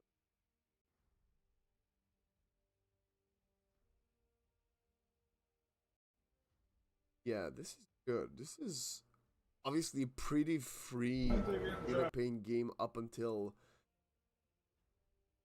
we saw the Ember. Yeah, it's equally interesting, right?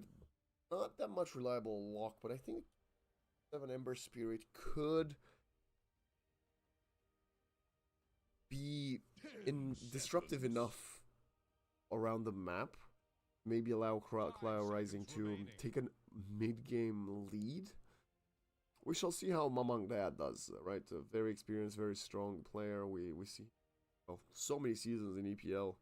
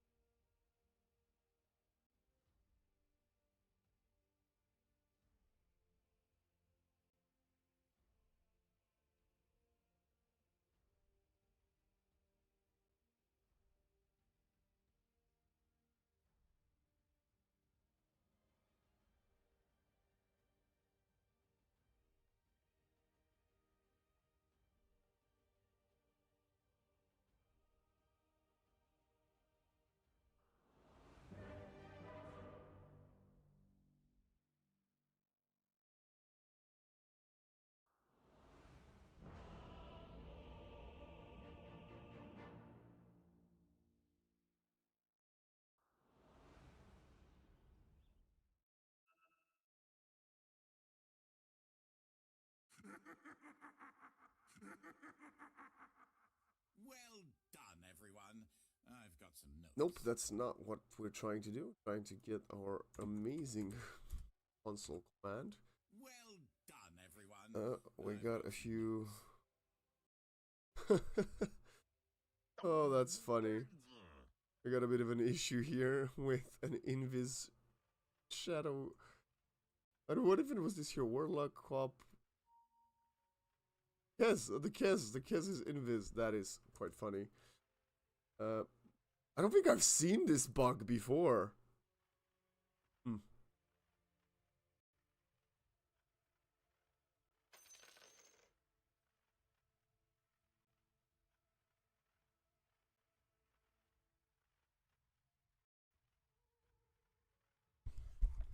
Hopefully it's not gonna be a long break. And we're gonna sort this issue out with a new map, but let's look at the facets. It's literally nothing special here, other than the fact that Kez is in red. Absolutely. What? He's not even like logged on. This is like he disconnected from a Counter-Strike game. What the hell? I don't know if this is like a bug I've never seen before. But anyway, we're gonna quickly reconnect. I'll send it to like a 2-minute break and we'll be back in a game.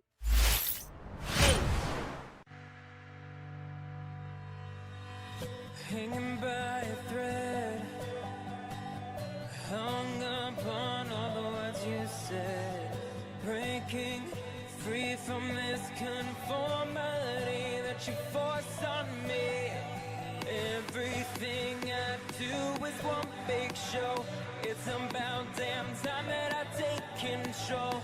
Put me under a microscope and watch me take control. What's this? I finally read this helplessness. Tired of feeling like I'm upside down, so I'm gonna turn it all around. And and dear God, save my soul 'cause it is flawed. Tired of feeling like I'm upside down, so I'm gonna turn it all around.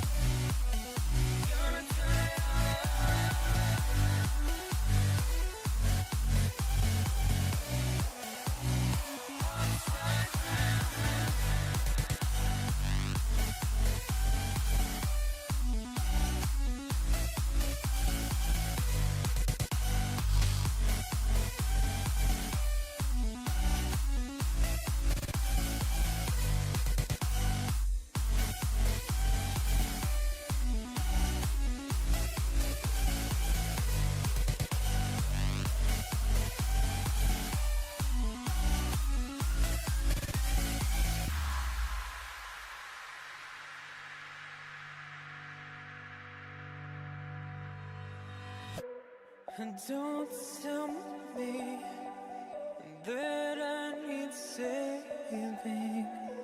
Finally awake and living. Yeah, yeah. The pressure inside was building. I felt under attack, and now my mind's attacked. And I've chosen my path. I've chosen my path. What's this? I finally read this helplessness. Tired of feeling like I'm upside down, so I'm gonna turn it all around. And and dear God, save my soul 'cause it is flawed. Tired of feeling like I'm upside down, so I'm gonna turn it all around.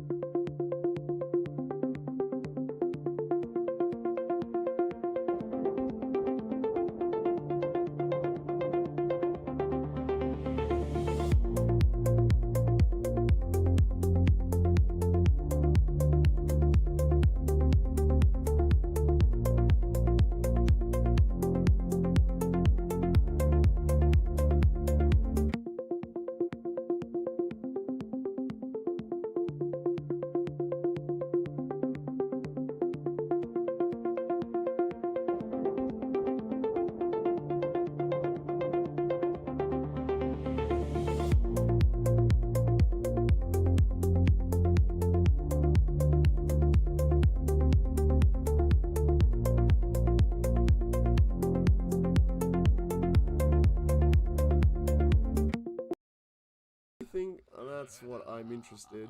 Yeah, I think he did buy. So, first blood going towards the Warlock Hardle, jumping in fourth. But the tiny, allowing for the Brute to get the creeps behind his tier 1. Not the worst first blood you could have...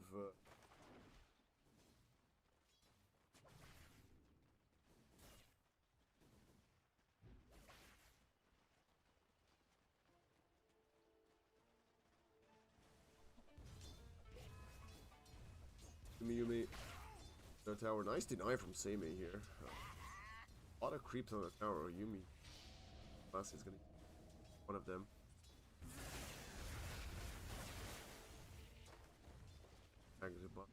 Plasma field. Banner creep. Died. One of the reasons, that's why not having your creeps that close to your tower. Attempt on the tower and you're struggling. Instant lane Q7 is having a great start versus Mamang Daya.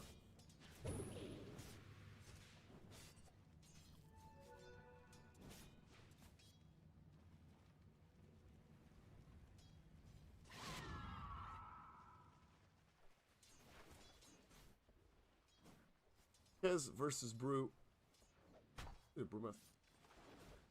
An early lead due to those shenanigans from Rico earlier. Only kill. 9 1s, 10 now. Fairy Fire. More than health. Yumi also. Aim drops. Protect him from magic damage coming in from the Razor. Precarious position. Guy shards are gonna off the mark, but another raindrop though.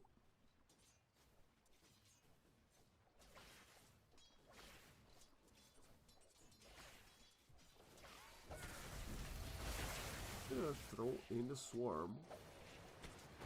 Oh no! Snowballs towards the opponent, and that's the Weaver finding the kill. They may try to bait Yumi under his tower. They both have consumables. Razor is actually gonna have to wait for us to bring him. Boss top. Avalanche. Right clicks. Hardle is kind of out of position, but with the fatal bonds on top of it, quite hard to kill.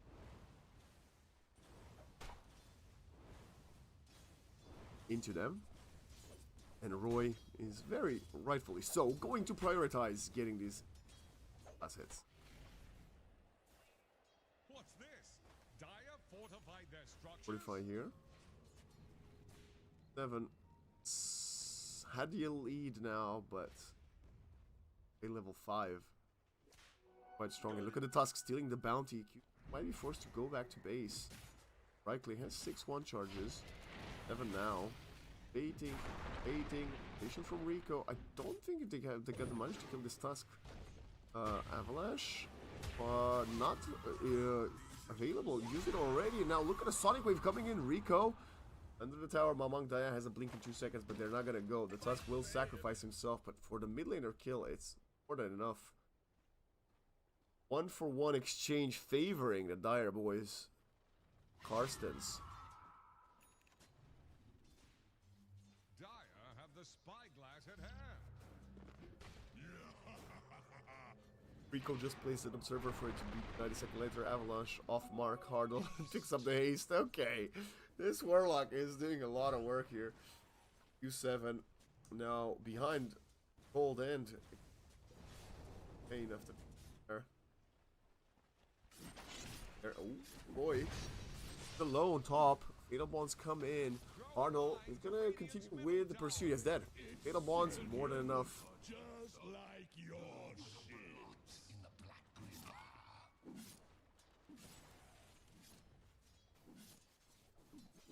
Dire's middle tower is under attack. Karsten is slowly but surely taking over this game as Rico finds a kill elsewhere on the map. It's only a measly Tusk though. The Razor is fine. Looking at power treads, has raindrops. They're trying to see if they need to defend the Shrine of Wisdom, but it's not going to be the case. Rico just shows that he wants to go for it, but oh, this is big though, because Rico's rotation didn't complete. There's no supports up top, and that's 2 wisdoms going to Karsten's. Cloud Rising. That's gonna be a rough one for the supports. Level 3 only for a Tiny. Jesus, Tiny is a hero that not dependent on. It's good to have them, no? I just know that when I'm a Tiny and, you know, it's a support, it's so hard to find gold sometimes. You know, at least it helps you get spells maxed out, so you spam some waves when you got like an opportunity to farm faster and get closer to your blink. That'd be a long way off for him. Master, my god, level 4.5, but he's getting pursued in mid. So Tiny comes in, no mana for. Okay, has this Avalanche. We have a Searing Chain under the tower. Sonic Wave will get the kill, blink out, and the Shadow Word is there. Among Diaz, HP looked like it was getting low enough, but not quite. Rico desperately, like a nightmare, running to the light at the end of the tunnel, will be intercepted. That's gonna be another kill from Among Diaz. Golem coming down. Do you want to turn around? Yumi, who barely time lapses away, but Q7 will not have the opportunity to remnant out of there. They only find a Warlock. Is that 3 dead? Nice. First, don't catch the weak. A tier 1 will fall. Great usage of the Black Grimoire there from the Warlock. The Weaver died there. It would have been GG.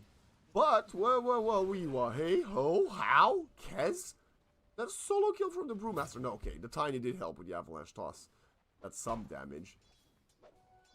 Yeah. Tossing the Brew onto the Kez. Ravensvale wasn't good enough. I didn't want to get Roy. And he's gonna fall. Rico tries to protect. Won't. Gonna be the second casualty. Still, the Brewmaster fairly happy with that exchange. Is going for the Midas.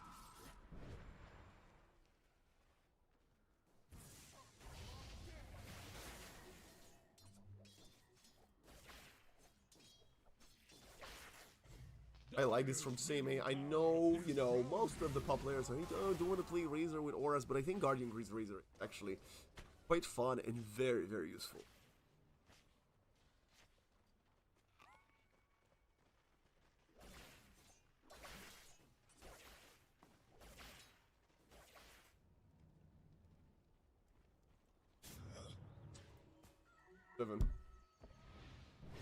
It's a bit too confident. Has a remnant. Asks no way of helping him out. Roy? If he doesn't die here, he will have it after this creep. We are rotating top with the Tusk Warlock, and again, level difference there. 6 for Tusk, 7 for Warlock. Higher than this Brewmaster. You know how I said he's gonna have the Cinder Brew? Didn't even put a point in it. Yeah, look at the levels, man. Yes, a big part of it is the Black Grimoire, but 6 levels difference at minute 10, 11. If 80% win probability, hello? Fortification can save them. U7 has the Spirit Vessel, though. Radiant's top tower is on the rocks. Second tower will fall, though. No, like, go. Radiant's top tower is under attack. Radiant's top tower just got bottom tower is under attack. Really tight, Hunter.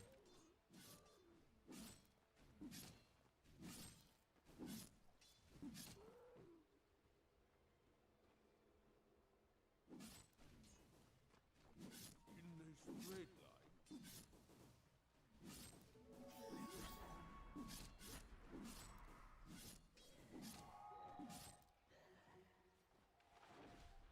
Mega kill! Unstoppable! Double kill! Weak supports get obliterated. But finds an exchange on Tusk. That's a forced Primal Split as well. Level 4 and 5 supports. This Queen of Pain just has a field day. There's nothing they can do to you. They've got no stun, there's no shaman, there's no... Dire's middle tower is under attack. Iron Nix to chain stun you. You got an Avalanche and maybe a toss if you're lucky into Tame of the Beast, but not enough to control you. And when you're the one getting grassed on, it ain't happening, guys. Bottom tower will fall. Rico. It's looking at the gun in the barrel. The barrel of the gun, that's the one. Mamang Daya. Oh, actually, we get some action. Emperor Spirit going with the Spirit is the one to kill Bisk. We did see Warlock dying to him a moment ago. Golem is still chasing Q7. Moving forward with the chain gang. He took a ton of damage from this Golem, who's hitting fairly hard. Now with the Razor showing up, the Ember will give up that pursuit. Is under attack. This Roy has started using. Dire's courier just went belly up. Wang Daya's Ogre Axe. Oh. Getting baited into a false sense of security. Talking about control, they don't really have the most control for the Ember either. That's a nice toss. This continues, takes a ton of damage, and the Tame of the Beast into right clicks will get the job done. 7. Around to Mamang Daya. That's a perfect Wheel of Wonder. Oh my god! And the Razor walks into it. Mamang Daya is gonna blink away, Shadow Word through the Spirit Vessel. It will survive. Rico dies, but that was such a nice play and setup from Cloud Rising. It's quite sad. Didn't find it. Q7 now. He jumped on. Mamang Daya though sacrificing himself there. Yumi. That's a Shikuchi out of this. Fire 1 and will get out. Yes, the Ember died first, but that's a ton of damage. Sorry, a ton of gold would be lost rather. The Ember will be more than happy with getting that. They are playing from behind and they are sort of evenly trading. I guess 2 supports for 1, but the Tusk is way more farmed and further ahead. And like I said, the Ember is going to be happy with this one. He's going to closer to his Asha. We got level 6 on both the ring. We saw the Wheel of Wonder there and Rico. This though. 700 gold away for Blink. Okay. We got, wow. Dreamocell going for the Battle Fury. We're dead again. How many times? I swear we've seen it dead before. Anyway. Up top. Boy. Is the Primal Split. Bisk was spotted by the sentry in lane.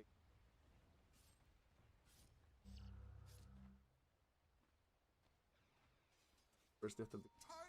Now have the full Sanjin Kaya flying towards him. Razor's still a free farm bottom despite finishing the Greaves about a minute ago. Guess everybody was dead, so... Can is gonna connect. But 7. Lost the Warlock, that's a big target. Golem, let's go right away. Nice Avalanche toss. Wheel of Wonder will connect both to the Golem and the support. This is gonna be 2 dead plus a Golem. Answer the Veil, Raven's Veil, sorry. Get out of there. Anyway. Now we're not gonna get a tower. Good fight here from Cloud Rising. Dire's top tower has fallen.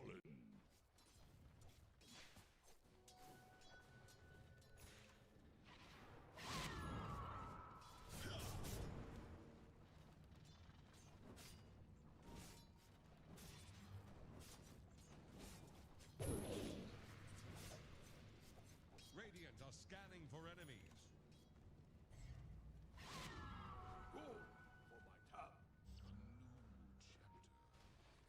My damage rune for this pain has level 12 as well.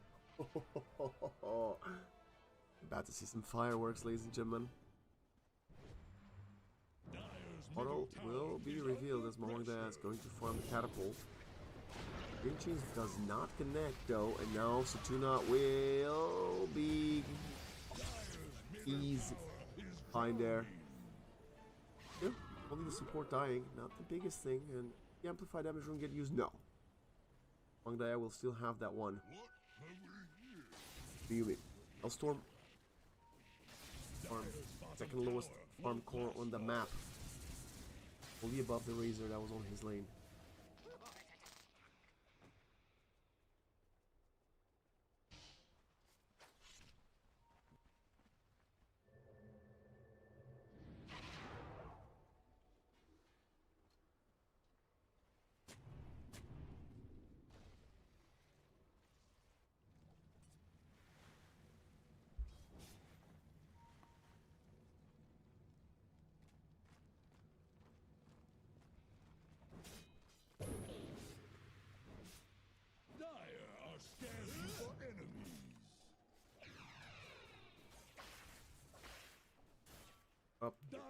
scanning the Weaver.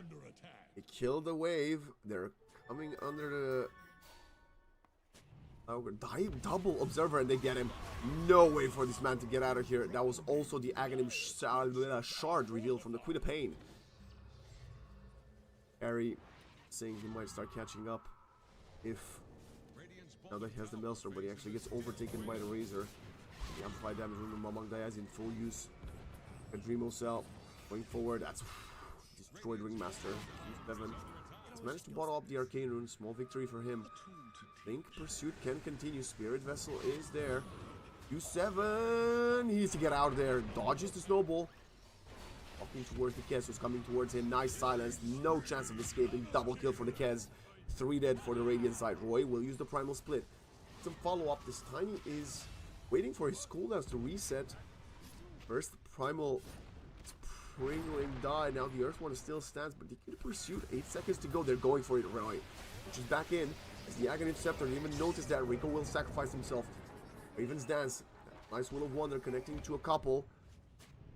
Will follow up damage as Yumi doesn't want any part of this, realizing he's so far behind, needs to go back bottom, push the wave, and still continue farming. Arstens. Great going from them thus far. Second game up. Then Radiant's middle tower is First one under deep. attack.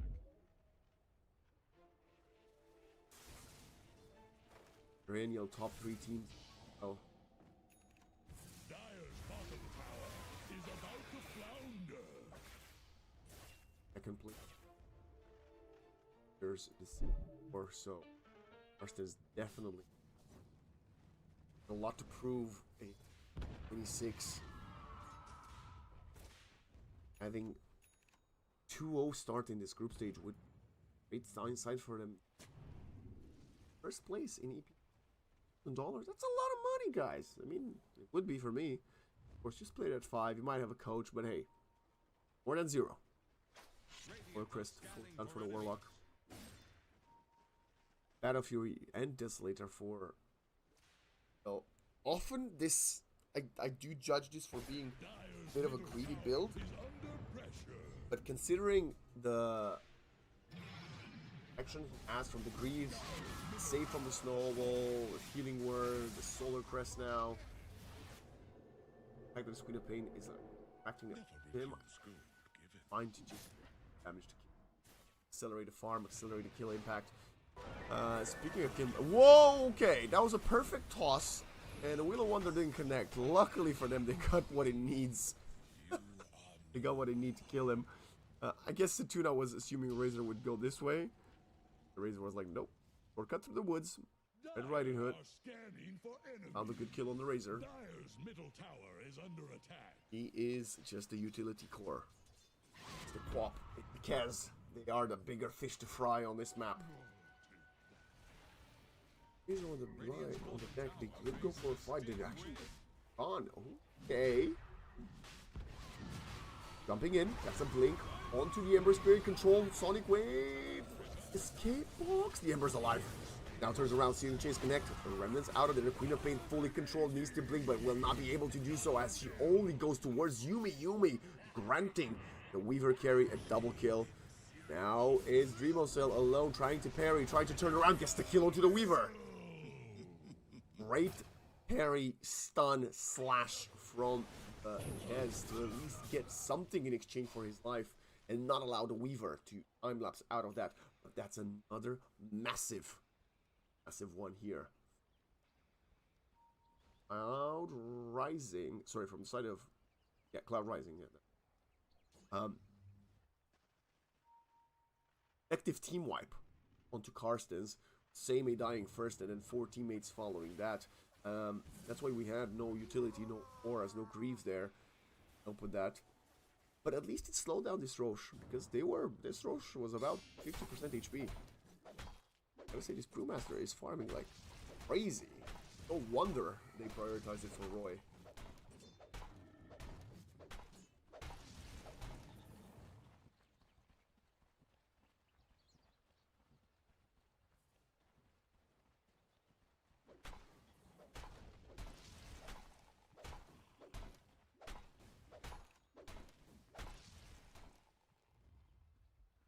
saw the strength of these skills dealing damage, and both him and the Razor are gonna go for the BKB next. Razor has it, actually. In a pain, considering it. Up 8 in jungle. I think Roy would be massive, but Roy goes back to mid. I think the core are getting lower and lower. They're pinging Rico. Rico will be going into lane as he TP out. It's so long TP. No, he's not the only. Got an out of there. Jump in the pit. This is very risky, but they have the rock. Tusk thinks in the wrong direction. Sammy walks up high ground and starts linking Roy.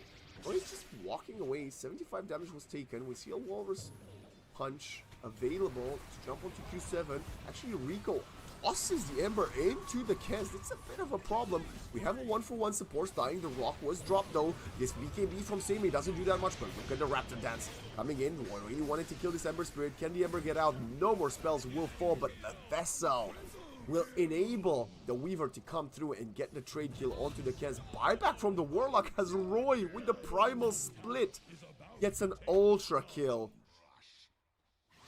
Oh my god. This Brewmaster is dominating the team fights. Guess we got the Warlock here, and I was wrong. He did not use Golem because he didn't have it. Still on cooldown. He does have it now, though. The Ringmaster is going to be a free kill. Rock will get dropped for separation, but no, Tiny dodges it. And now look at the escape act is gonna come in. Reposition Will of Wonder. Another dominating skirmish. Yes, they lose Setuna, but who cares at this point? It's just a dieback for him. 6 dead. Only at the price of 3. 4. Overall, it doesn't matter. Delay Roshando and Yumi kill it in 25 seconds. He's gonna try. The Razor is in the vicinity, so is the Tusk. Has the blink. Disc. The shards in. Waste press. Infuriating. Tough to overlook, but at least they managed to stop the Roche. Was it worth it? It's a huge swing that we've seen in the last 4 minutes since this entire fight started, so they had a 5k gold lead and 7,000 XP. It all dropped down. They have a 1,000 and 3,000 deficit, effectively. Amongst Diaz's progress has been slowed down. He's gonna have the Axe next, but some more. Still deals a ton of damage. So is the Kez, but he didn't get to use the BKB in team fights because he didn't have it yet. The Razor did, and he got focused and killed. And if Roy does so much work right now, imagine how much more he's gonna do when the BKB's inflation will get lower and lower.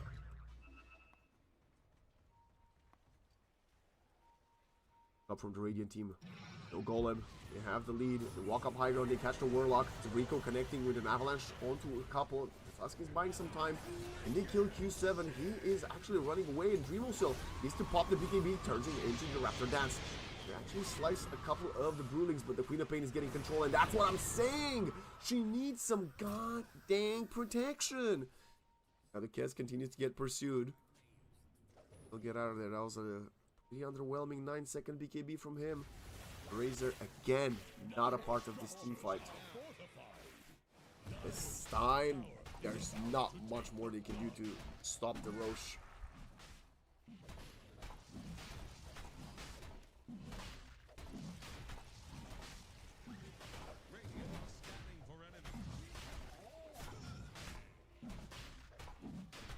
Maybe I was highlighting how well Carstens was playing too much for the first 20 minutes. Just reading mid-game potential that this roster from Cloud Rising had.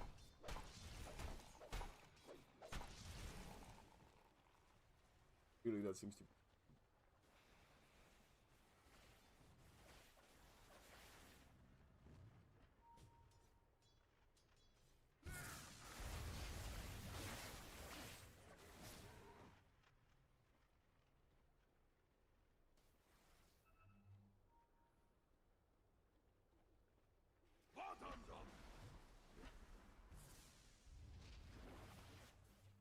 I don't know what they need to do. I feel struggling here. Dire's middle tower is under pressure.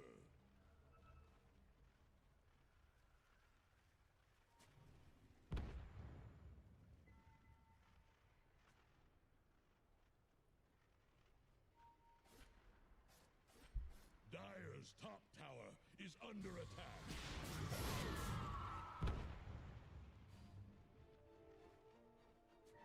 Dire's top tower is about to take the plunge. Dire's top tower has fallen. Asha for the Razor is jumped by Rico. That's a nice first target, but he's gonna be KB trying to link their Tiny. Now he's taking a ton of right damage from Yumi and on the Weaver. That's gotta get a Sonic Wave coming through. The Wonder is a bit off the mark. The Golem is creating some separation, but the Razor is dying and so is the Tusk. Very dispersed team fights really seem to be advantaging the Radiant boys. Radiant fortified their structures. Attack the Really not putting us two together. Yet they found a Tiny, but that's what cost? Losing a carry, an offlaner, and a support? Yes, this Tiny is kind of fat, but that fat, really? I don't know, man. This is looking like an 85% in the favor of Cloud Rising at this point. 81 according to Dota Plus, 85 according to me.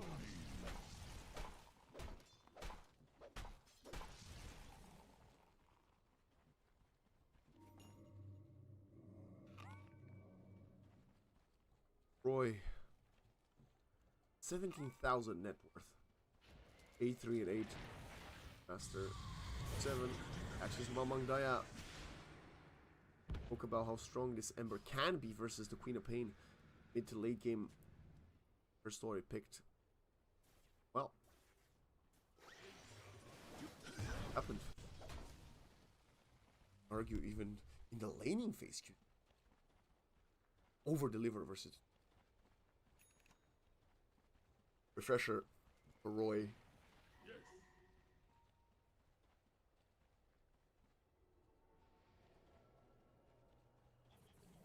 He's level 21. Radiant are scanning for enemy. And somehow Yumi is still ahead of him in levels.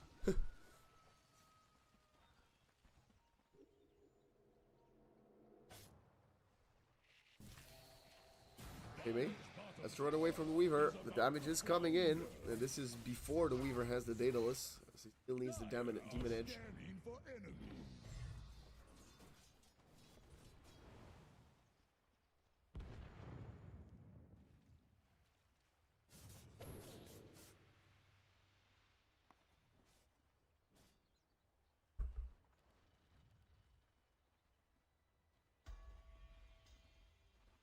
Get the spotlight from the Torme. Dire are scanning for enemy. Oh, they're scanned. Dire's side squads scan someone, but it doesn't matter. They still get caught. Ravens dance. Raptors dance. It's not enough. He doesn't do anything. He's just died. Huh?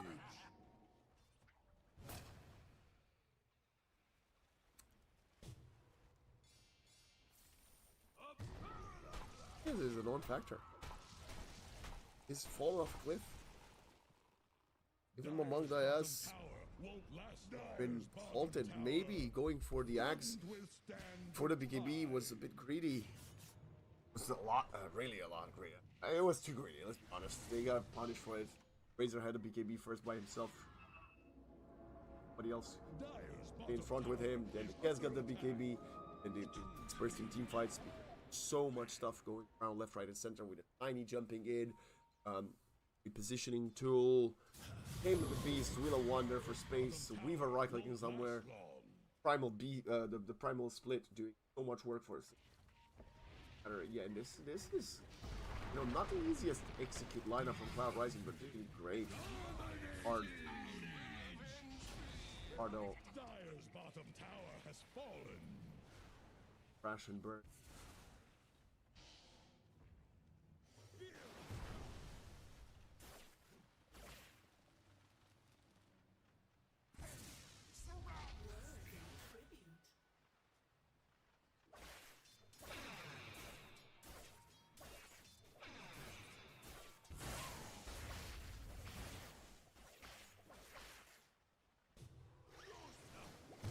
Dire's middle tower is under attack.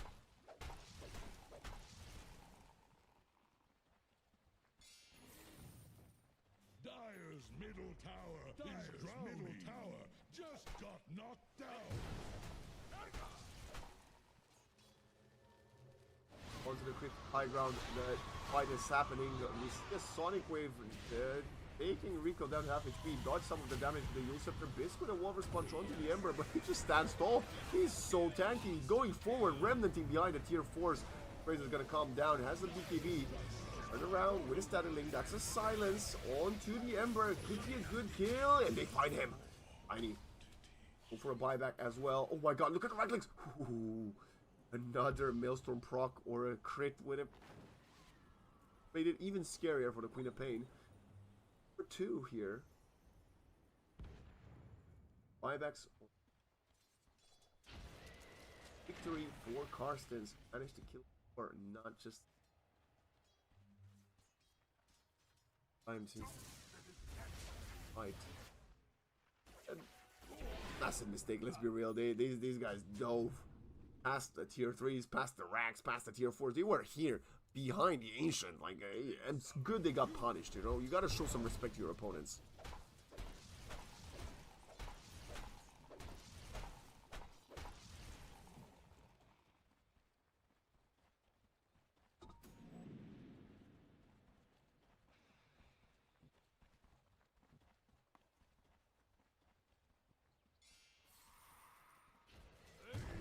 Radiant are scanning for enemies.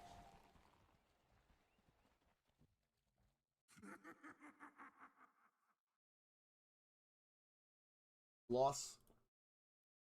Or is Rico telling the opponents to suffer a loss?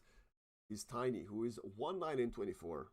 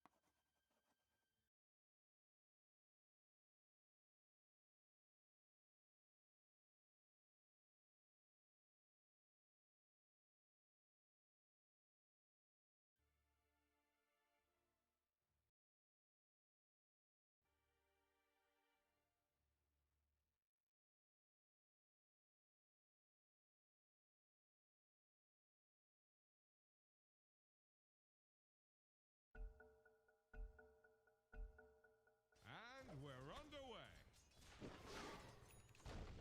Post in the chat, we have even a sorry from Sid. So kind to see. Kind player. Yumi is about to hit 25. We'll probably have it by the next team fight. I think this Roy, which would be a great kill, is the fattest round.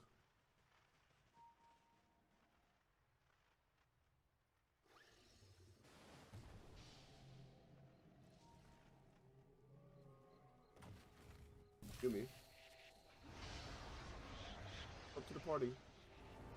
This is going to be snowballing towards them. This is blink, blink, blink, blink. He's got it. That's why Biscus is skilled. Dota 2 player. Well, to be honest, it's not the hardest thing. Right? I mean, the Tiny could have probably avalanched that, but it's fine. It still looked cool. We gotta hype it up, especially in moments of quiet chat. Don't judge me, right? If you want to judge me, add me on Twitter. Subscribe to my YouTube channel and all that. You know, TikTok or whatever. Whatever you guys use if you want to flame me. Fighting Wisdom is uncontested. Mamang Daya could steal it here. Okay. Will. But the Ember, oh my god, has the Aghanim Scepter. That's so long range. The Sonic Wave. BKB Mamang Daya is like not getting this one. Has to get out of there. Barely survives despite using his 9-second BKB. Roy actually picks it up. It's a 1-for-1 Wisdom trade, but jeez Louise. This guy was pushing it to the limit. Taking some space. Now with this butterfly, there is no MK yet on the Weaver.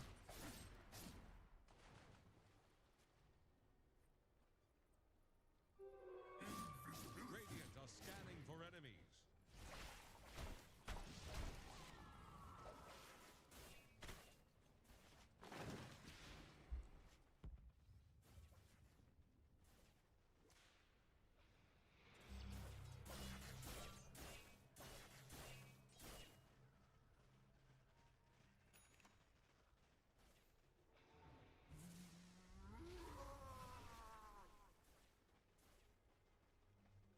A golden thread. Wait. Warlock bottom, he's not alone. There's a Tuscan Razor there. This could be a bit of a mistake if they can change on him. Well, they used the Golem and the War Sponge at the same time. Bit of a dubious play there, I have to say. Not the biggest fan of that one. And they're really trying to kill Bisque, was desperately trying to escape. Was that a deny? No. I think that might have been. If Roy denied the fire ruling with the Earth one, that would be crazy. All this time, by the way, no Roche. But the chase does continue. He has a refresher. The stun from the neutral is not enough. It's not enough. The Kroger really wanted to help them there, but no. Now Yumi shows up to the party. Full Daedalus, 25, and an Aegis and a Hardle. It didn't look like he died to the goddamn swarm there. Out.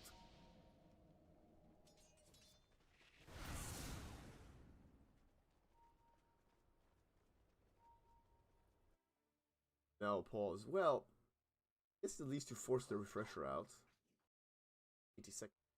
You're not gonna fight him in the next seconds or in the next 5 minutes because of the Aegis.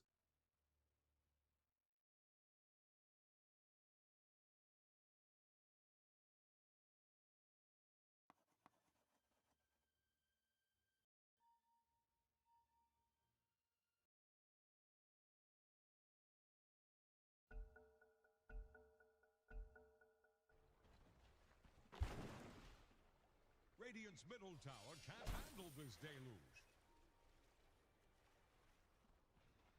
And the problem is, whenever this Aegis expires, Yumi is gonna have MKB, so that it's gonna make this butterfly redundant from. Yes. In a pain, going for Shivas. That Razorhead, the Mantas. Okay. You have a full Satanic? Is that what I see? Does. Oh, Bisque doesn't connect with your water sponsor. Rico is there. Perfect avalanche onto 3 players. Seimei has to turn around, wants to pursue. The escape box is not going to be sufficient as Seimei continues to chase with. This time he's so tanky, he's buying so much time.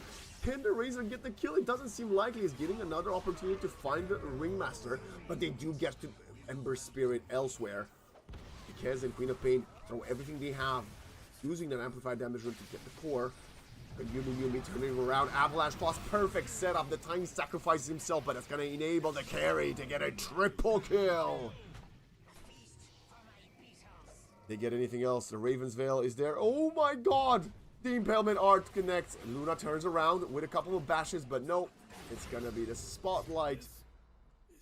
And the Whip. Hell the Kaz. Tiny bought so much time that fight. Razor just like a headless chicken trying to find his supports but couldn't. He was getting controlled, he was getting tossed, he was getting avalanched, he Yule's up to buy time, resetting the spells, and now they need to buy back if they want to hold this. 2 of their axes are at the same time. Just gonna give them up both. The kids will need to buy back anyway, otherwise you're gonna get fully mega. Okay, maybe they're waiting for us to respawn? Well, the bottom set has fallen. Second one will follow. Heading top. No Razor for 22, so I guess they're trying to at least not waste the Queen's buyback. Upheaval will get used, and Hardle is getting forced. Buyback from the Kez. Okay, they are behind the tier 4. There's still an Aegis on the Weaver. They're gonna get the first life. Satanic was actually wasted by the Weaver. Can they chase on him? Yes, that's the first batch coming in. Bisque has a Walrus Punch in 1 second. Whoa. Okay, they're too afraid. Razor comes in though. Going on to the Ringmaster, Mamang Dayan gonna find the support finally. Ember Spirit though coming in behind it, going in the fountain on Yumi. Running out of opportunity, Hurricane Pike to the low ground. Well died to the Shadow Strike, but the Kez dies as well to the Ember Spirit. Mamang Dayan stands his ground. Razor up in the air, the Hurricane will come down. You want to continue to chase. They will not. Base is invaded. They need to kill the...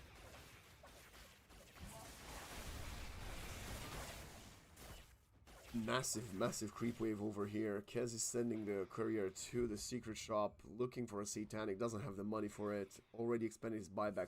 Gone for 100 seconds. Yes, the gold barely in their favor, but 1,000 gold win here? When you're down 20k, nothing. You lost 2 racks. You got 3% win probability in Karstens. This is gonna be very difficult.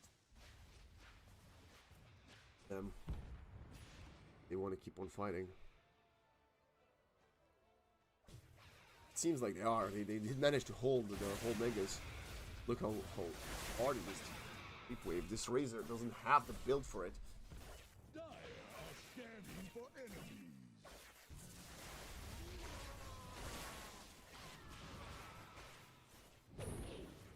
An Scepter doesn't have the money for it. Lo can go to Ghost instead. Has the Greedy though. So 5-10 minutes of Greedy enchantment. 5 more or 10. 5. You got the point. 5 or 10 more minutes. Despite how impactful Hardle was in the first half of the game, I feel like they haven't really as much. Level 25 on the Ember.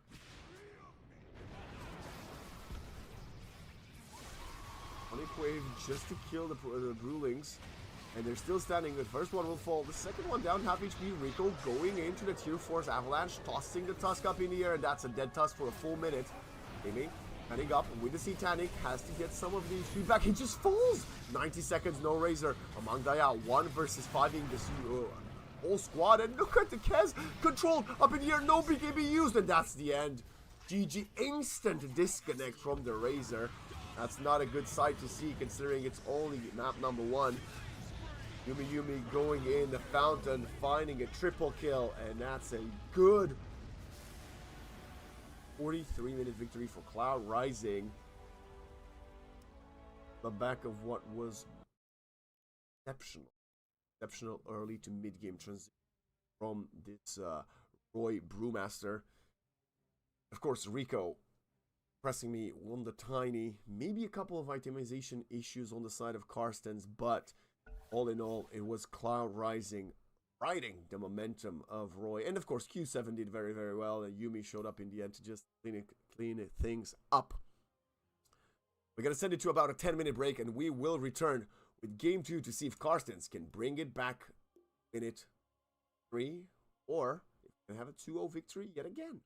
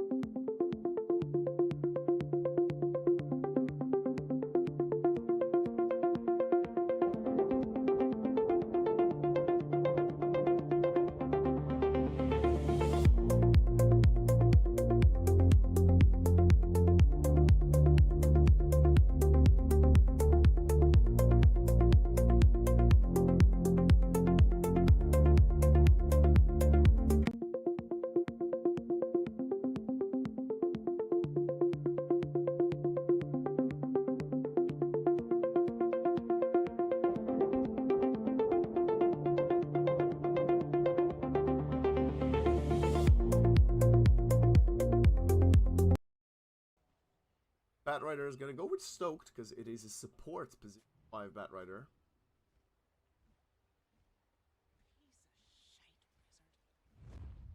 Wow. And the duck's back.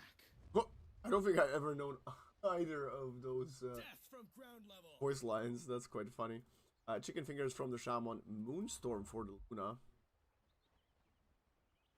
30 seconds to battle. Don't ever see.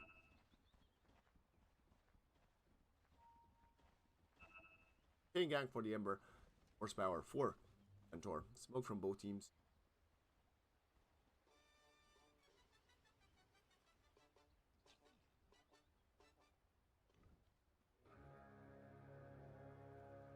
Seven.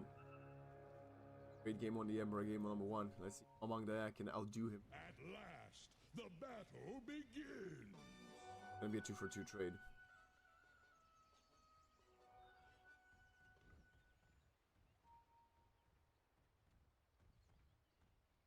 Look at that, they're eating into dire triangle. Rico, and they're reading this right. If Rico's coming up to them, this is gonna be a freebie. There's no... Yes, there is. Blood Greed is coming through though. The Shackles, the reach? What? Look, come on, Valve. Look at the range. How is that possible? Cardinal's gonna find a kill. Cardinal's gonna find a kill? Yeah. Oh, has it. Among the even coming. Just 75 damage with a slight. Restart to the Bat Rider, who of course, not a core, will not have the priority of farming the eventual stacks. The Luna.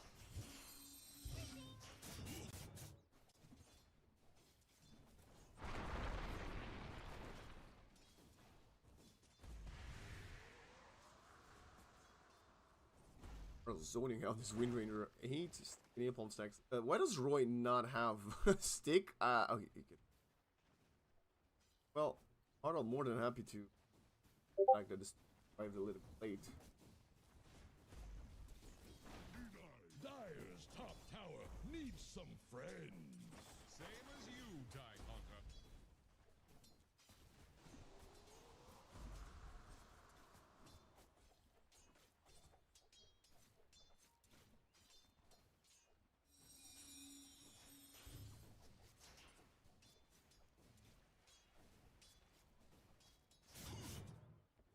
Come on, eh? In the dire jungle, we saw a lot of shenanigans between these two in game 1.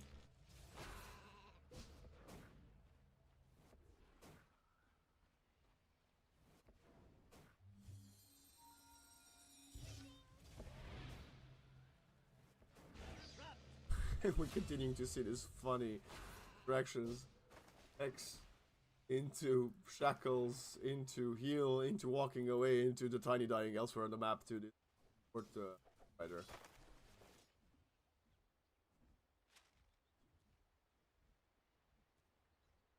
Double kill for the Bat. I mean, maybe I was wrong. Maybe Bat Rider is... he was very good as a time ago. He played as a core, but this is the dual lane.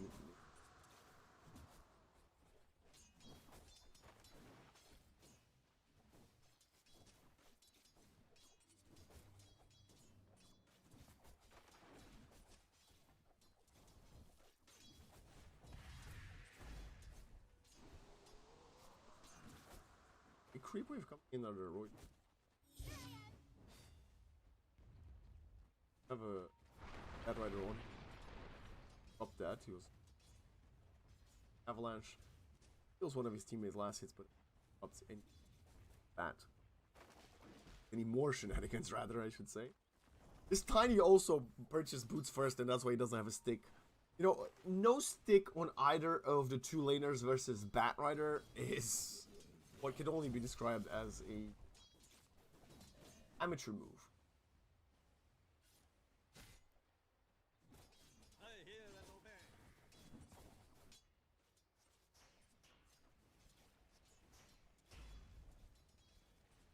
Go. Q7 fighting harder than Mamang Daya for one of the water runes. one dodges the flame break. Now Avalanche, they're gonna walk up to safety, but the Searing Chain is connecting onto a couple. Now under the tower, Setuna comes in, good heal onto Rico. Bisque picked up Water Rune? No, Setuna has. Water Rune's going on the side, towards the side of Dire. He'll continue to just get zoned out by this pesky Batrider. Yeah, Ember getting the getting to suffer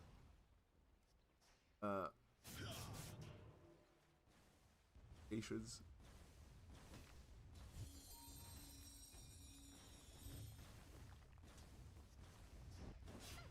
Oh, what a deny from Q7.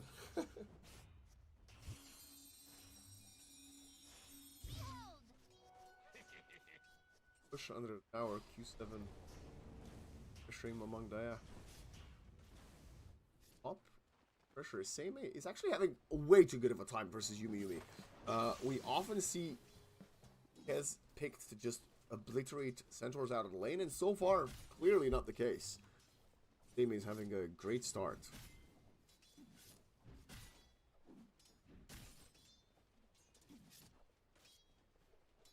Not on my watch, pal.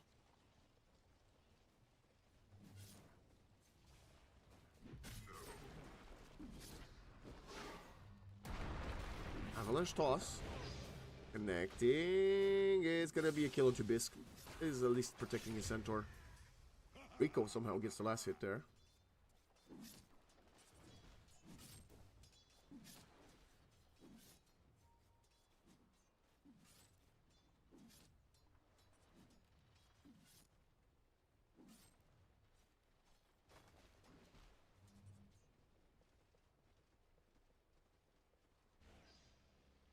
Ooh, here's Shackles somewhere in mid. They're fighting for this minute 6 power rune. Mamang Daya gets the haste though. Start an attempt onto this Warlock. But the Shadow Shaman also gets turned on. And he's on his high ground, but now they're pinging Rico. So, walking away, trying to get out hard, although he's very strong. That's a nice Avalanche toss, coil broken combo. Double for the puck. And all of the supports will die to the opponent mid laner.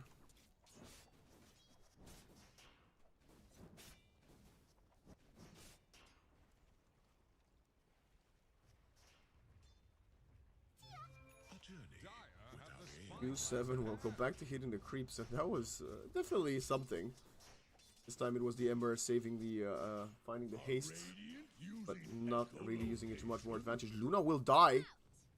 Straight edge, getting caught by Roy, very, very deep.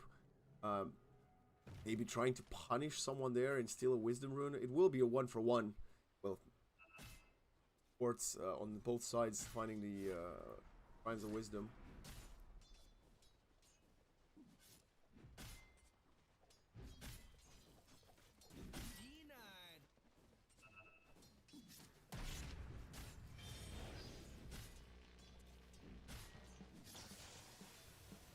Yumi has level 6. Nice chicken fingers, right click. Chickening the chicken. Bit of a... Oh, no, the stun! Didn't come through the hoof stomp from Seimei. Yumi gets the kill easily. Easily.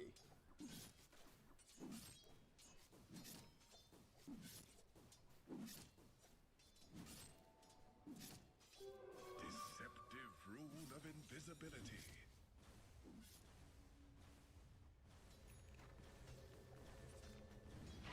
Yumi to the top of the kill feed.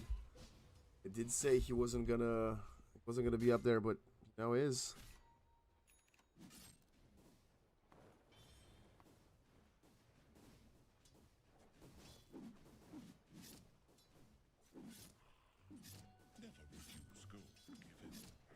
And now we wait for the next couple of big items to show up. Of course.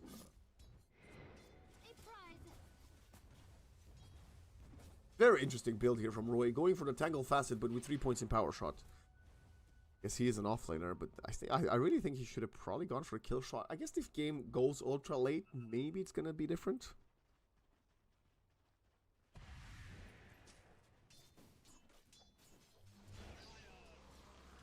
tackles into the wind.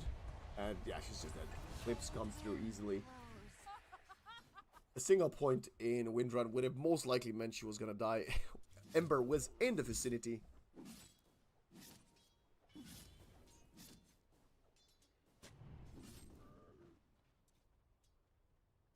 Patient in mid. Ardell giving a bit of space. Gets coiled.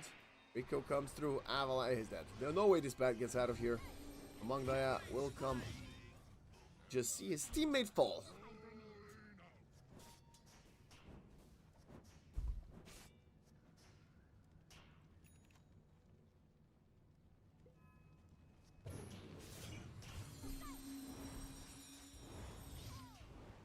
Right clicking among the mid.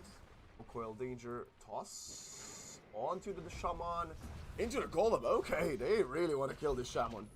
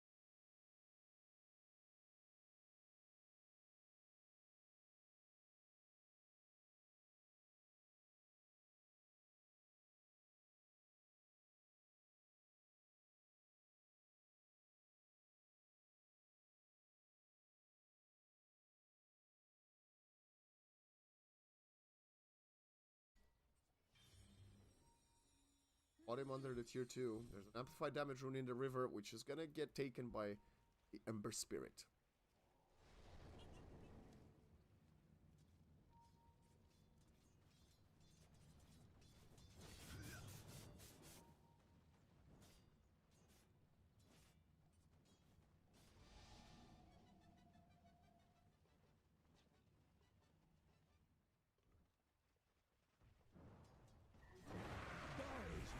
Luna gets bored.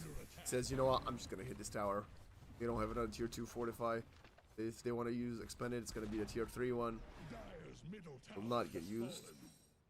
Radiant's top tower is on the rocks. Another smoke. Tower won't last long. Oh, I don't know, that's just a sentry. Tormentor. Dire's middle tower is drowning. The next target, they need to kill it fast. The Radiant's coming. Karsten's hungry for this fight. There is an observer on the low ground from the Dire side. Tormentor gets claimed. It's Rico with it. Smoke right away, but they are getting connected. Oh my god, Roy needs to get out there. Turns around. Perfect. Shackle shot onto the Ember Spirit. Can they kill him? No! Roy clicking on the Twin Gate instead. But now the Kez is getting to work. It's a 2-4-2 and somehow triple kill for the Situna Warlock, putting in the work. Kez versus Luna, manning up, and the Luna loses the battle as Yumi comes in, slicing, dicing, and they're nicing them away. It's the kill for Rico to take out Mamang Daya. It's a full team wipe. Cloud Rising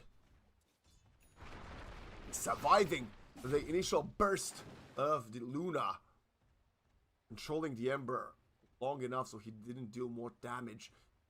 Is getting to work. Again, Tiny also did a lot. I want to say like he did a lot that day. Double avalanche, double toss is quite good for. They're trying to bring down Radiant's top tower. Please, man. Radiant's Have to make it keep for Radiant's top tower is under attack. save from like very early that side first. He falls. Tower has fallen. Range Rexen. Radiant's top barracks have fallen.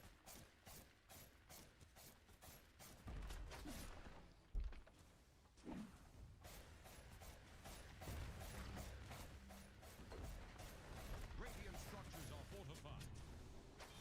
Radiant's middle tower can't handle this deluge. Level 25, he has 100% Shadow Side Mark critical strike increase. Every coin helps. Radiant are scanning for enemies. Someone's always here.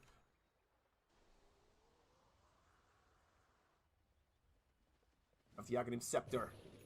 Sell something for it, I thought Seimei was like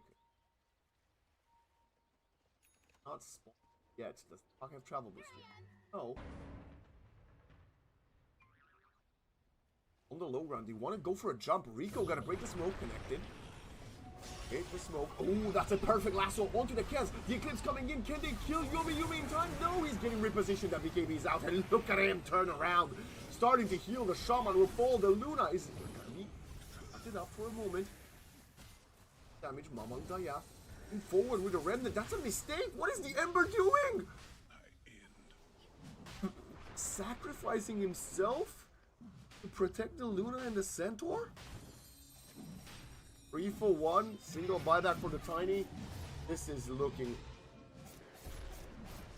like Karsten's had the game in their hand again and slipping out of the fingers once more.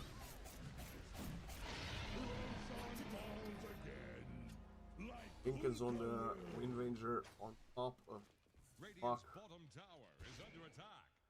Couldn't kill Ainstun the Kez.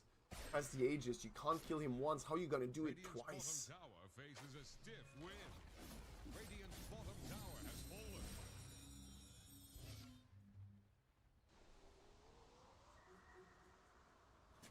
High ground. Radiant's middle tower Fall. 25 seconds. Go Ember. Let's take a look at the buybacks.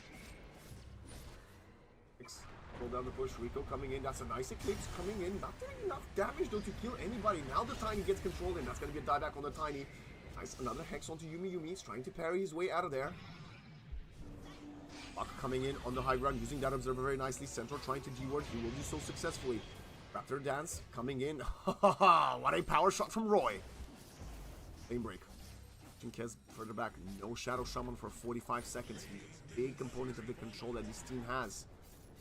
Yes, you might go for the lasso, but the follow-up, there is none. They don't even have the lasso. Down for seconds. 40 to be precise.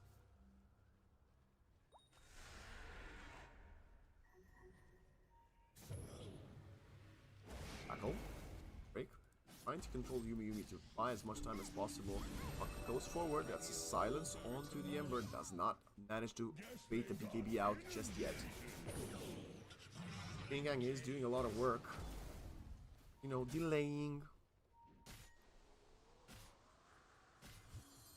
Now, everybody's gonna start looking at the here for neutral. 90 seconds or so. Under control. Lincoln's noticed up. Eclipse coming in. They're gonna try to get the first life away. And yes, they killed the Kez, but now no Eclipse for over a minute.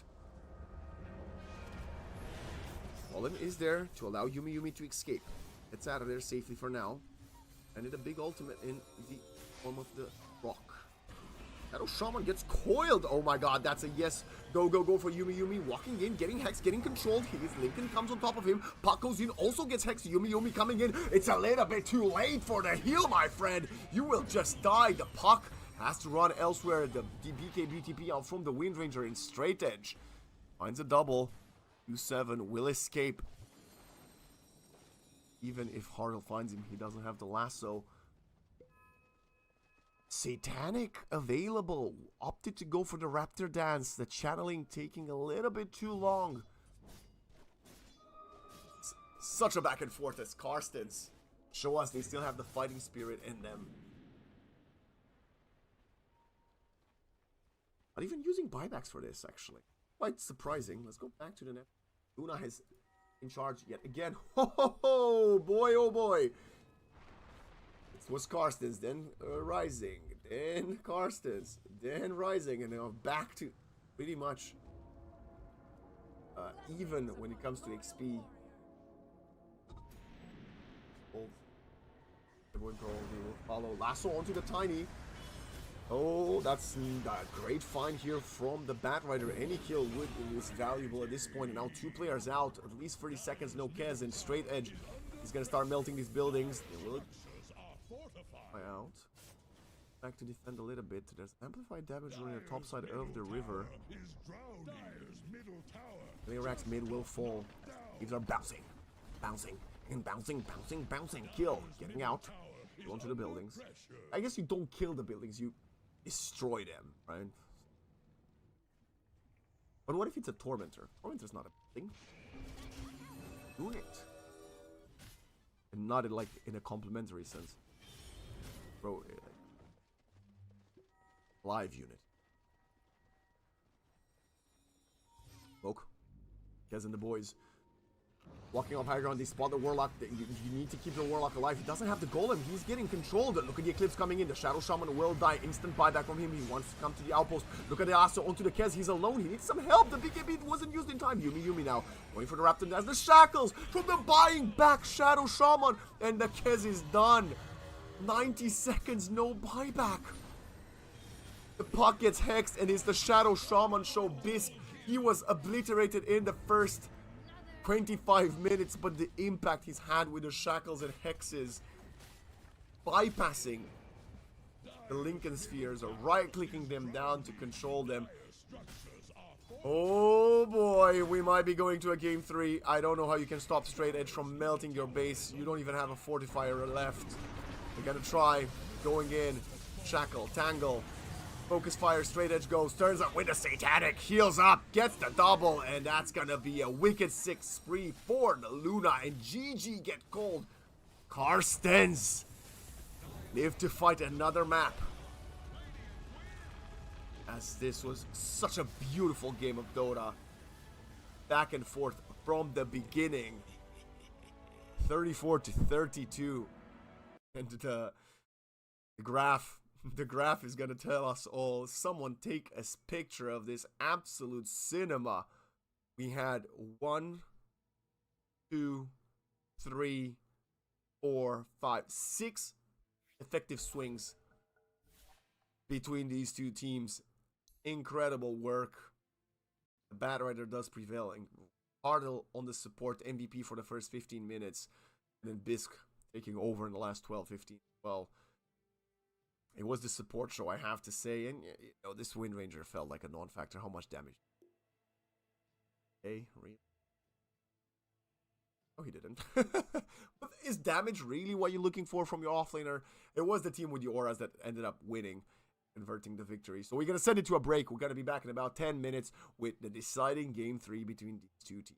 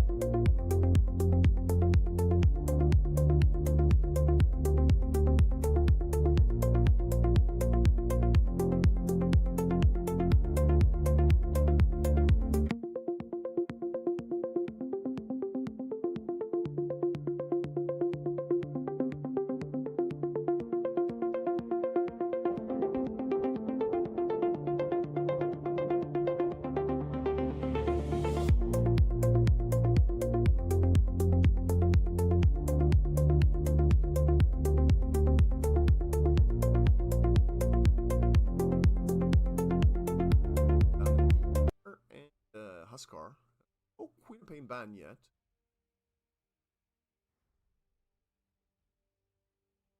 I've been prioritizing banning the Ember.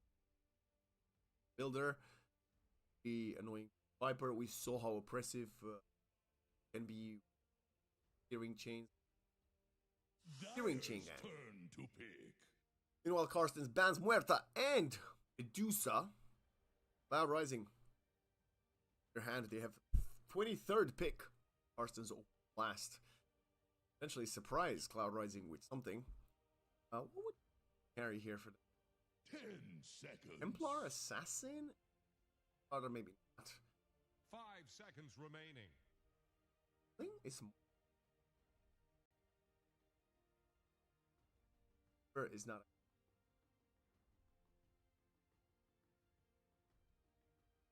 First Weaver.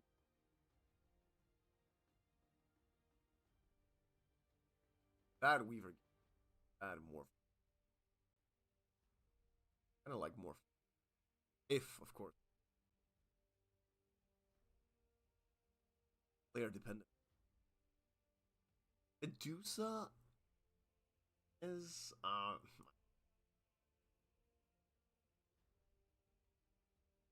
Radiant's turn to pick. it is the Templar, okay. Did mention Templar first. I think she's quite good versus Kez. And she can really punish the Slaughter.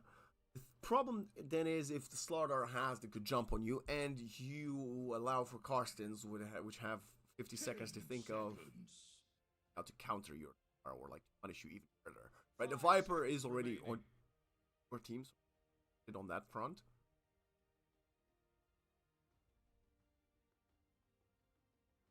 But there are still ways in which this could go.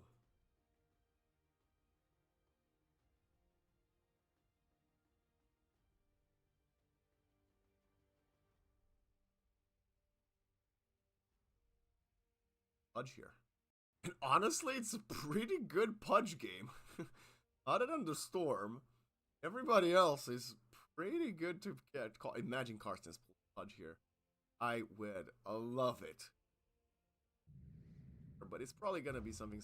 Oh well, it is something different. But I don't know if it's something simpler per se. Mamang Daya going back to the well.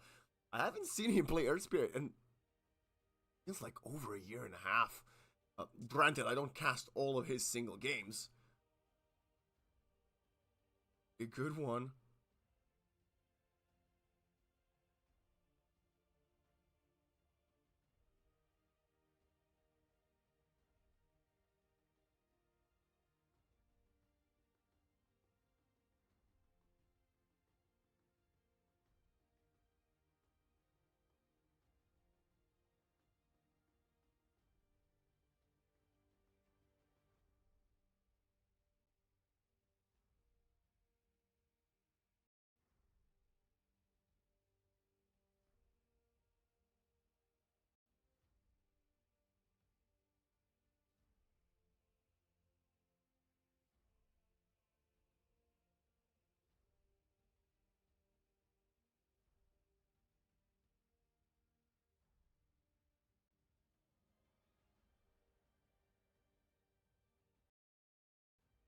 Gonna have a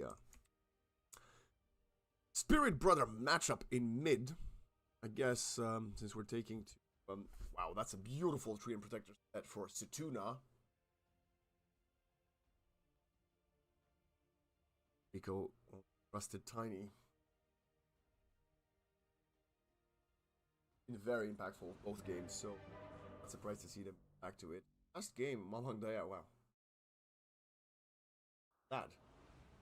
Great performance on Earth Spirit.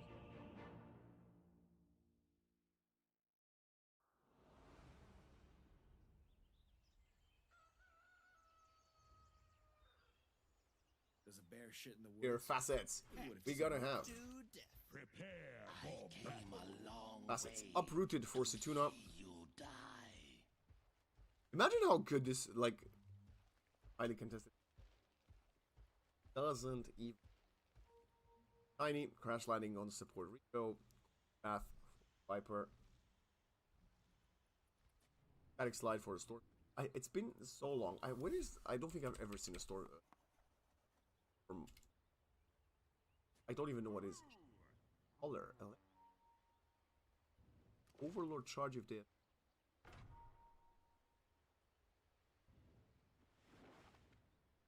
Lame, no? Very. Anyway, Refractor on the Templar Assassin, leg day for the Slardar, offlane of Stame. Go nuts! Position 4. Wink. Has straight edge flutter. Safe. Lane. Last but not least, Hotspot from Hardell. Okay. Here today we had the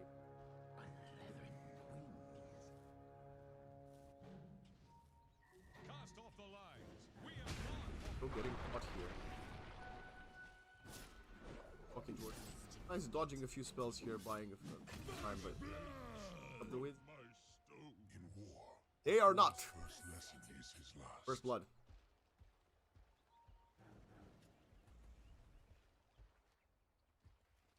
Oh. Average caster curse. Sammy gets the bounty.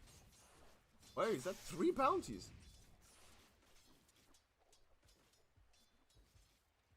Anyway, mid lane. 2-7 versus Mamang Daya. Mamang Daya, who of course has the model brought to him in a moment.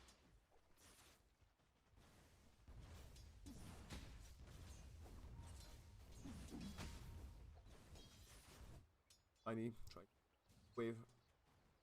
trying to bring the creep. Hold it. Wait, it's gonna. Nice range, find one. This Treant, you know how strong he is. I don't think he's gonna have an easy link. Slaughter Hoodwink can definitely punish. Whenever you're gonna go for right click, you will get turned on. This is gonna get a point in the anchor shot, and now Same has level 2 with the Bash of the Deep. Yeah, really difficult one.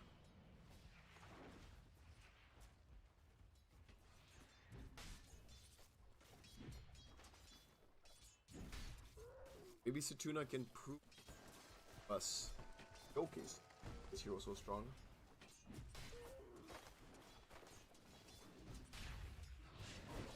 Run.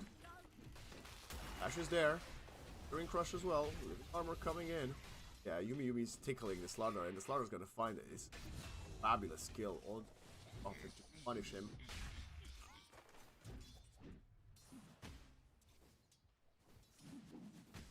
Oh, one. Wait for the Jew.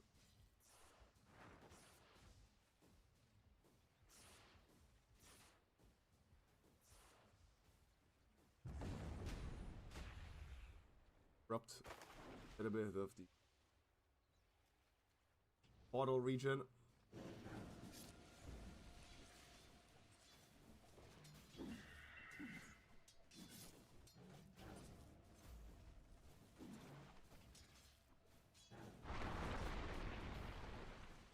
Good usage of the avalanche allows Roy to find asset on the range creep. Back to mid. Two creep. Could be 3, depending. Got it. Only 2 creeps. A beefy 1000 HP. 5 armor.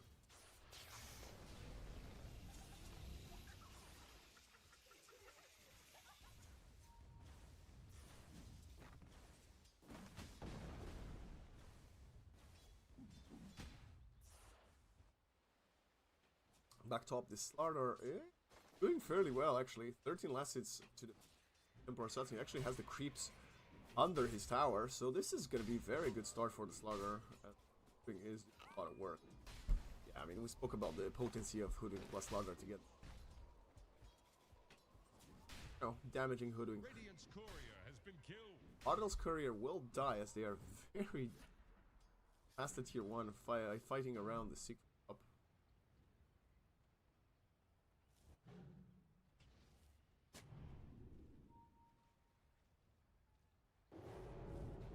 Is water and fight.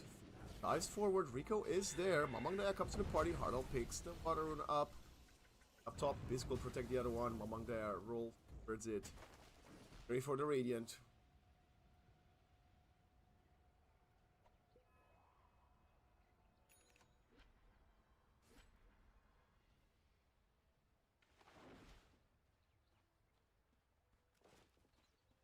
Dire have the spyglass at hand.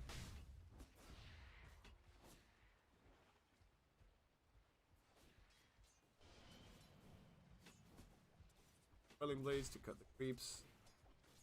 Is including towers, not the creep. Earning this 300 creep. Base starter has such a good start, so much better than he should ever dream.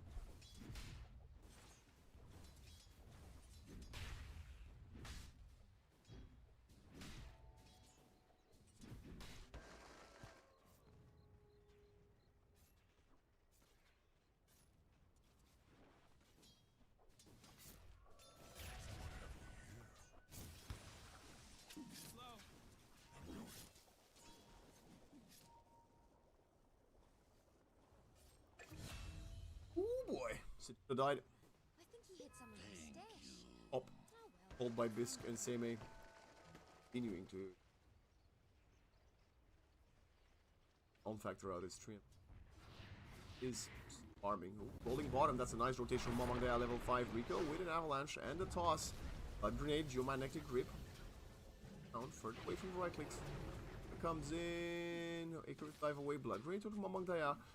Two more right clicks would get the job done. He has it rolling in 1 second. That's a nice healing Lotus coming in from the Phoenix. The Radiant's middle tower. It's fine. It's sinking, just like your ships. Radiant's Bottle, middle gotta connect tower there. is Avalanche is there, and a toss. Tree and right click. Oh wait, to stop it. Just blood grenade though is taking it lower. We heal Storm Spirit. Zip. Q7 has the mana, and Mamang Daya.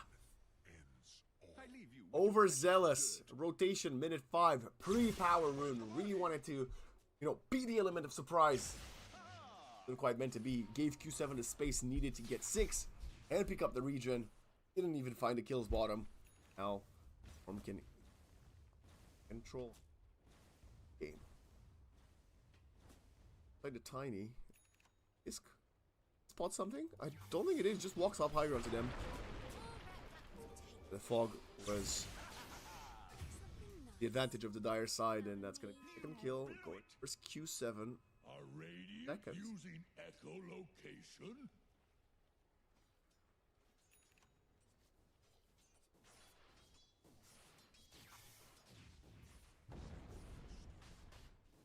Denied.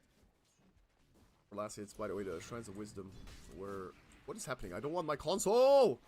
Damien picked up one, Roy picked up the other, so the each respective offlane are picking up. But we see poor Tiny with level 3 only. Very rough, actually. He's gonna get 4.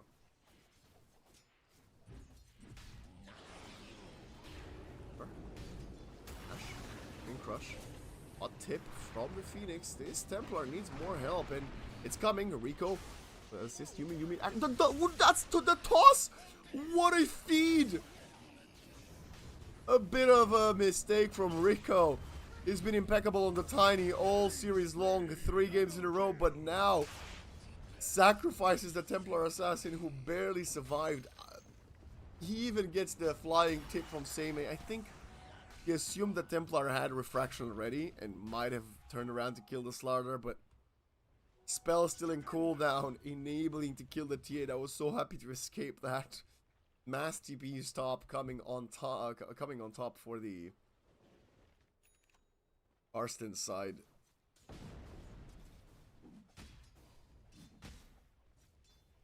Dire's middle tower is under attack. Evan gets the bottle.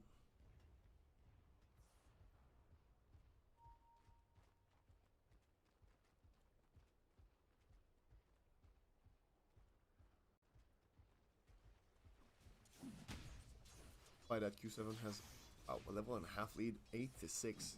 There, we'll get 7 after this creep wave. 7. Really punishing that rotation from the Earth Spirit. Is one leading the network chart for now. Mates are quite behind. Action bottom, the Kez gets caught. This would be a massive kill, and the Veil is enough for him to get out of there. They're turning onto the Viper. They zip in from Q7. They see Straight Edge, who's grappling onto the low ground. Actually only managed to slice once, but he is the first to fall. The Viper and Tiny will be the trade. The Treant really wants to get this Phoenix. One more right click would get the job done. He's not gonna get it. Storm doesn't come back for it. It's a 3-for-1.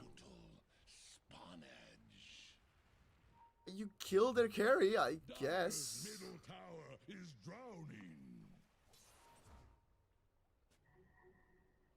Drums on Viper. What the hell?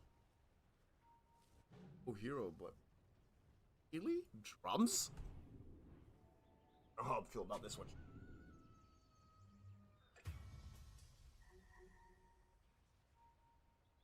Joe gets killed by Roy.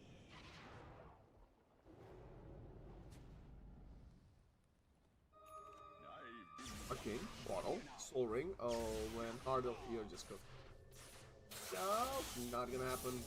Wait, available in Vortex. Okay, this game is quite funny. Realistic back and forth.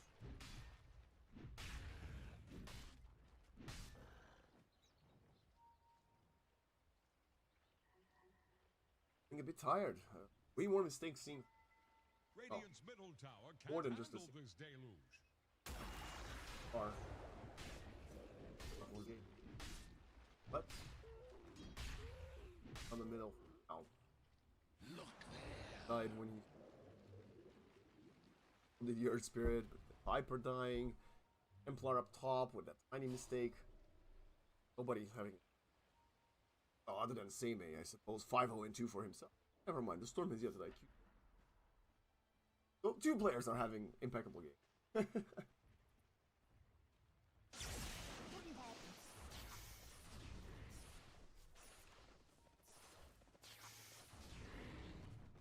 Almost level 10 on the Storm Spirit. Hey, I had an XP. Anybody else on the... Oh yeah, now.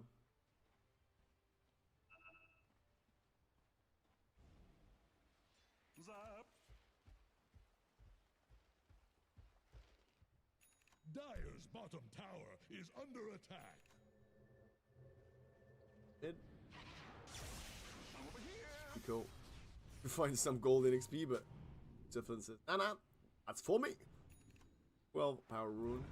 Gonna get contested. Nice. Ooh, they're zipping past each other effectively. Now Mamang Daya is like, oh. What I do? Nice avalanche. Toss onto the storm. And the Viper strikes there. That's a controlled Earth Spirit dying. Viper takes a ton of hotspot damage from it. Hardle going deep. This is a mistake. Supernova. Optimistic. Really not expecting 4 players to turn around and kill him. So the Hoodwing will also follow. I think he was hoping the Hoodwink would connect with a Bushwhack. Not. I genuinely think that's what happened. Bushwhack didn't connect.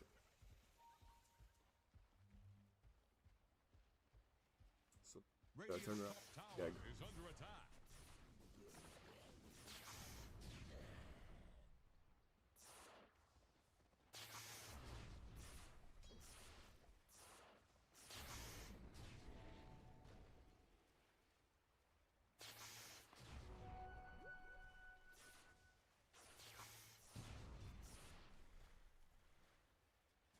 Radiant are scanning for enemies. Viper. Find King of Tarask. It's a bearing Viper. It's just getting destroyed. I thought it's okay. Well, Storm and Templar are doing exceptionally well. Well, now walking into this silence, Q7 zips away for now. Even further. He's gonna get out. Dodges the damage from the vessel. Escapes with 12 HP. Pursuit continues though. They find the Phoenix. Seimei diving behind a tier 1. Creeps are there. And Straight Edge comes to the party alongside the Earth Spirit. Active 2-for-1. Viper is not a hero, guys. Radiant's top tower. So it's a 2v3 core-wise. Yumi and Storm are leading the chart, but Radiant's top tower is on the rocks. sorry, Yumi and yeah, just 247 on the Storm are leading the chart. But Seime is not that far. Honestly, They're trying to neither bring is straight down edge. Radiant's top tower.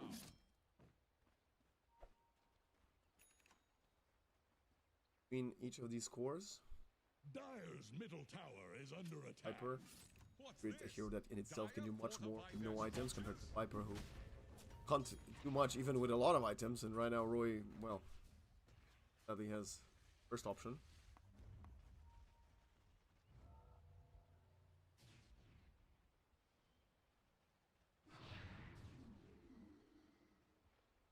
Beelighting for the Templar Assassin. Dust is there, and luckily for the Templar, his trusted client will tank it for him. Gonna allow her for the third time to. Oh, just realizing, oh, they could be coming even deeper for me. Go bottom. Or blink on the tiny. 700 gold. Gonna be a tough one for a straight edge win. Dire's top tower needs some friends. Same as you, Giant Hunter. Dire's top tower is under attack. STP's bottom. Disc. Tiny first, and yeah, that's gonna be a sacrificial rock walking in the opposite direction, costing some people funds. The Templar Assassin still stands. Oh, wait, this seems to be the name of the game. 2 for 3, 2v5. Radiant's Have to middle beat the Templar tower is and under attack. he picks up the shield rune. Going mid, that's a silence onto the Storm. Bookro's coming in for Zertuna. The Bushwhack comes in before the Acorn Tree. Q7, no! The Slithering Crush wasn't good enough. Still takes a ton of damage from Magnetize. He will die anyway, Mamang Daya. Finds the overtime damage. Now Zertuna is struggling. Perfect Bushwhack into Slithering Crush. Look at Supernova Templar trying to kill the egg, but no. He will blink away. Could have done it. Then Refraction would have run out, the blink would have been interrupted, and this would have continued. 4 teammates dead. Or none. Karstens. Signing. Or last. Oh. Dire's middle tower is under pressure. Tier 1 mid was to fall. Final. Tier 1. Dire's middle tower has Standing for fallen. Dire side.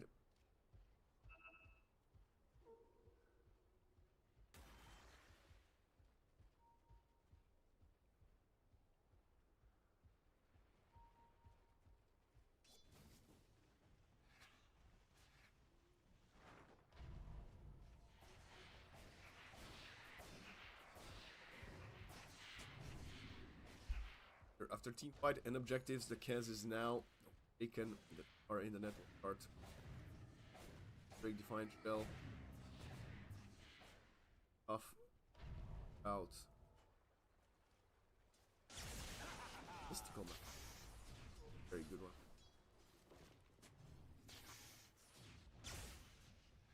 Viper.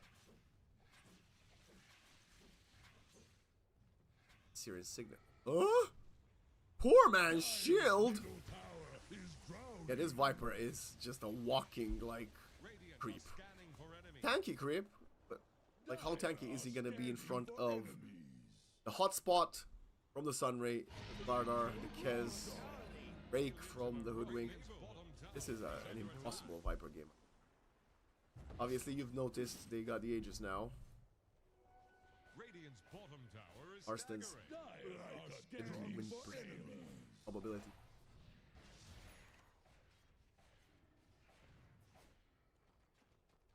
Dire's top tower is under attack.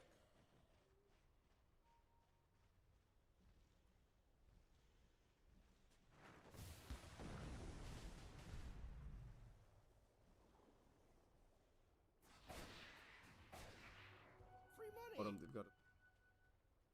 Dire's Tower. top tower is about to take the plunge. Radiant's bottom tower is under attack.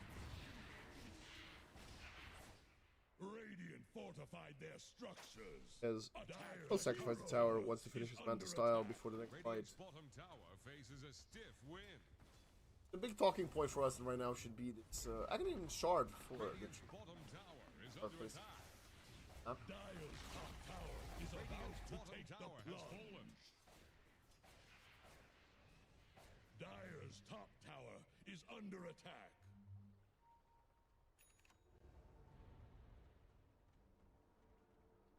the Radiant Ethos. Coming towards it.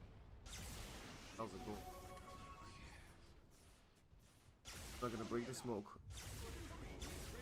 Or wants to pretend it's him that broke it. It's actually not him, but that's gonna save his. Oh, Ethos so close.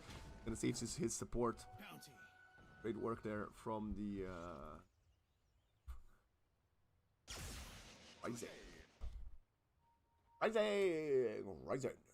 Rising. Cloud Rising? Or fighting.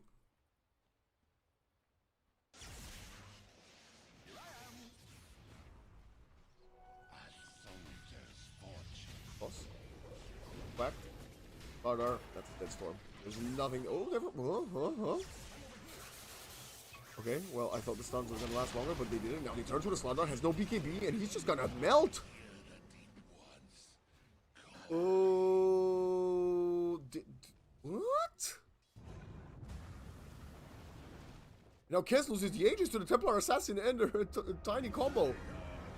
He finds a kill, but this is a very unexpected scenario. Anyhow, that's a favorable trade towards Cloud Rising any time of day. Clouds are rising. Level 15 for Yumi Yumi.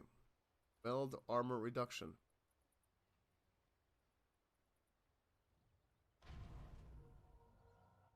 Great. Bisque. Up with the Hoodwing. He's got Boomerang from the Tormy. I think the Boomerang is great, but you probably want the Sun Ray. Such a great spell, especially when you're running the hotspot. Oh, Ethos. Coming in from the Hoodwing. This time they're gonna find only a support, but they're gonna find him. Not gonna be one of those attempts that then it's run escapes from them. Dire's top tower is about to take the plunge.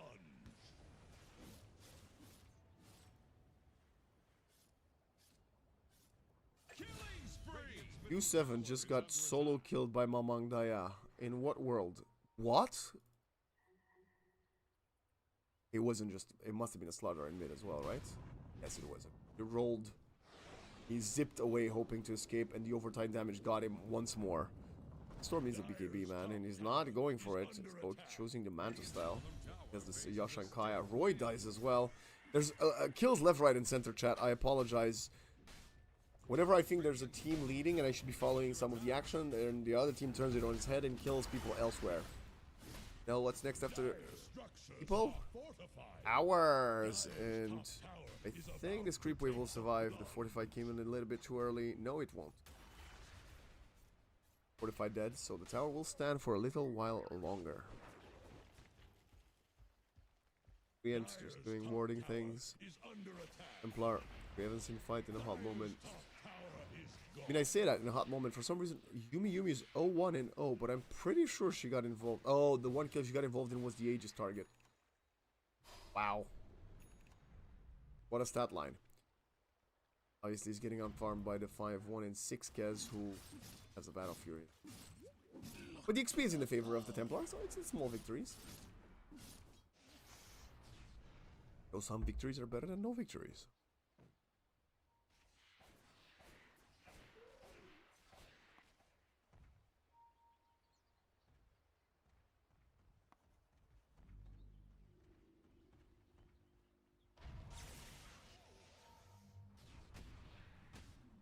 I just wonder if this Q7 build is not too... I guess he has to scale differently because the Viper is an aura carrier. That's the reason he's going for this right-click damage build. Zip in, and it's a focus onto the Earth Spirit. Nice avalanche onto a couple. BKB to get out of there. Bisque turns around. Gets a bushwhack onto a few, but he's now going to still fall to the storm. Now zips away. NTP safely. 1 for 1. Support exchange there, but Hoodwink is by far the richer support. Well, normally value most. BKB value more. Chase down the Tiny. Viper. That Wolf Smash connected. He's so slow. 50% slow. Okay, that's Mamang Daya. If he actually did this on purpose and lined it up, he's incredible. Absolutely incredible. Yeah, Viper again continuing to not have a game. But the Storm and the Templar got away. Well, I mean, I say the Templar got away. The Templar didn't even get in. Is farming faster, both with creeps and with kill involvement. Finding their last hit on Troy.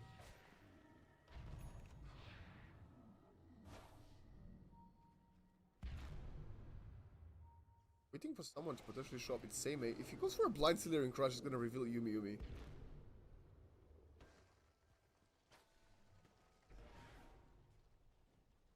Yumi gonna spot the Kez now. ATP out. Yes. Or understands the nature of the situation and scups the wave. Radiant structures are fortified. Dire's bottom tower Other farming is under attack. in the opponent's camp. Butterfly here for straight edge. Gonna prompt the Templar Assassin to ignore that and continue buying the Claymore towards the Crystallis. Okay.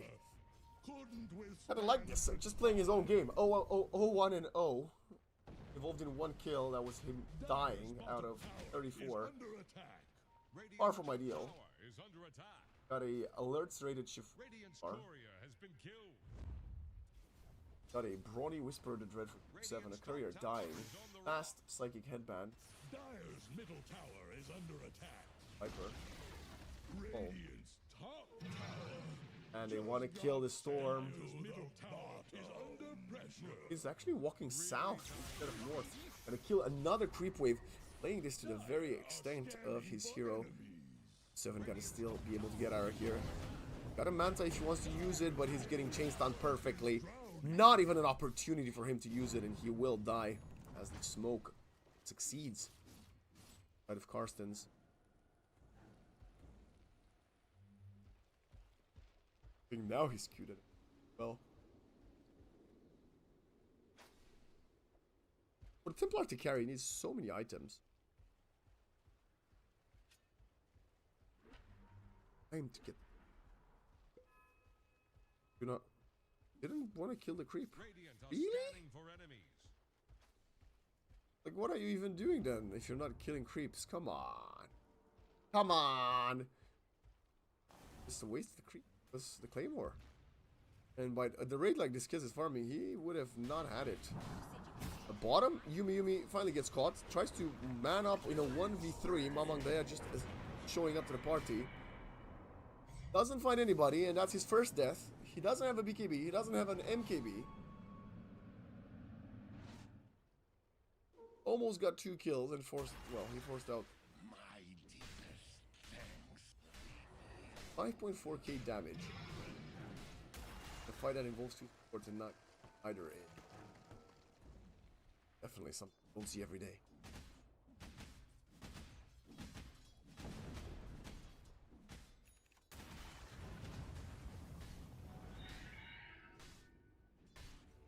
Take it.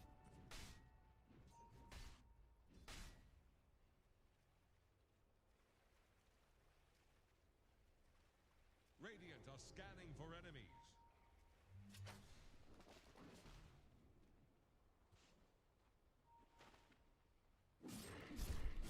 Brian's getting pinged. Boy found his side of the map. Realizing, guys, struggling. I need a Midas. And he will go get it. Roshan has the maximum respawn timer. Will be up now. Wait for it.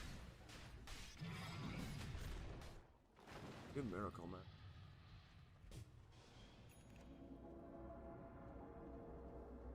Feel this.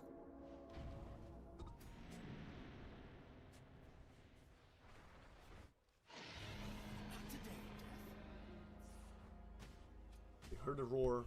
They let it go. High ground. Highly unlikely. Karsten's with already a foot over the finish line in this one. 77% win pro. Big goal lead. Tiny spotted by the observer on the cliff. Doesn't have a blink for 5 seconds. Actually turns around. Oh. As a Yule's not gonna use it. Gonna get broken down, bashed, and killed. The Templar. Let's TP away. Back top to farm. Get among all of them. Bought him with the dust. He still blinks away. There is buying some time, and he's gonna also safely TP. The ring crush comes a second and a half too late.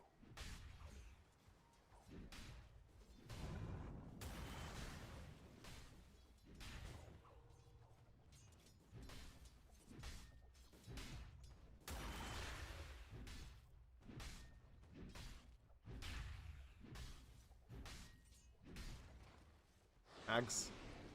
Thousand away from the slaughter. There's Satanic on top of the butterfly. Going dispersion next. Has plus 40 attack speed during Falcon Rush. Divas and level their spirit. Level 16 for this. Wow. Phoenixes. And so is the Hoodwink. Slaughter. Templar does have a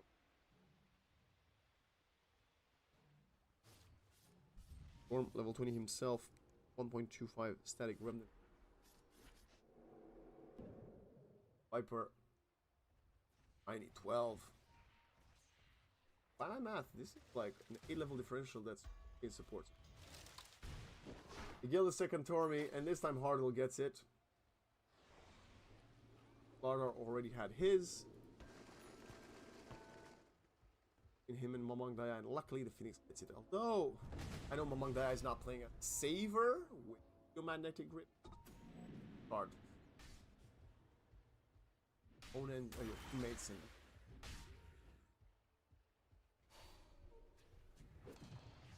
oh, I hear the Kez throwing some stuff to just marking the Viper. But if I get used, that's banner. Avalanche, a couple. Other comes in, walks into the Avalanche. Look at the push kick from the Earth Spear. They're trying to run away. This Tiny is dying, but they're expending a lot of their items to only kill a support Tiny, and now they're gonna control the Kez, and he falls for the first life. 7 runs out of mana, needs to rapidly reset. Can Rico go for a toss into a fountain? He's going for one closer to a Templar Assassin, but she has no BKB. She gets bushwhacked, and Atos, she needs to run away. Yumi, bash destroyed by the Kez. And now the Sunray on top of all of them in Fountain. Supernova, exploding Storm Spirit, nothing he can do. Yumi went for completing the Daedalus instead of a BKB and gets punished by the flying stun of the bushwhack. Try again.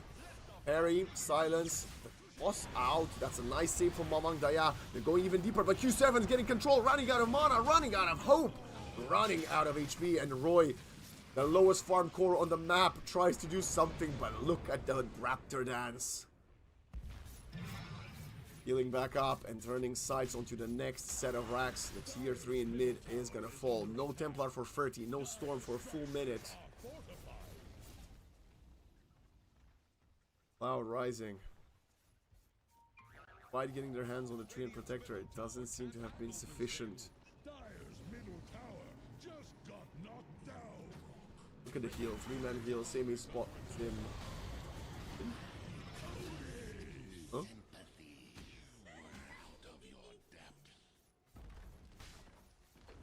Oh, it's a gem. Okay. Oh, that was funny. I was like, wow, what a game sense from Seimei to blink 0.2 meters away and, you know, reveal him with the Slithering Crush. Among Daya. Thinking Seimei. We might need to rewatch that. Maybe that's what he did. Final tower to fall right now. They need to smoke. Storm's coming in 5 seconds. They will have no Treant for this fight. I'm over here. Dire are scanning for enemies.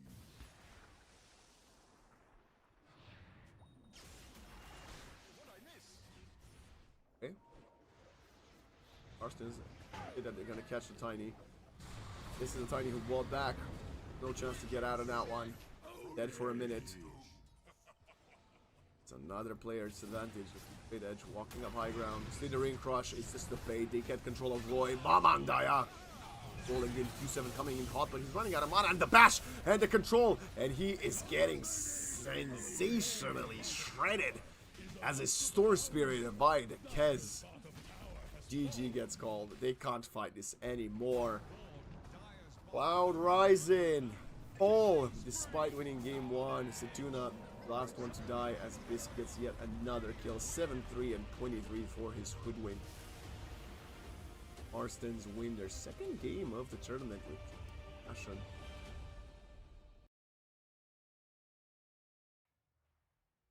Sadly, this loss here for Cloud Rising.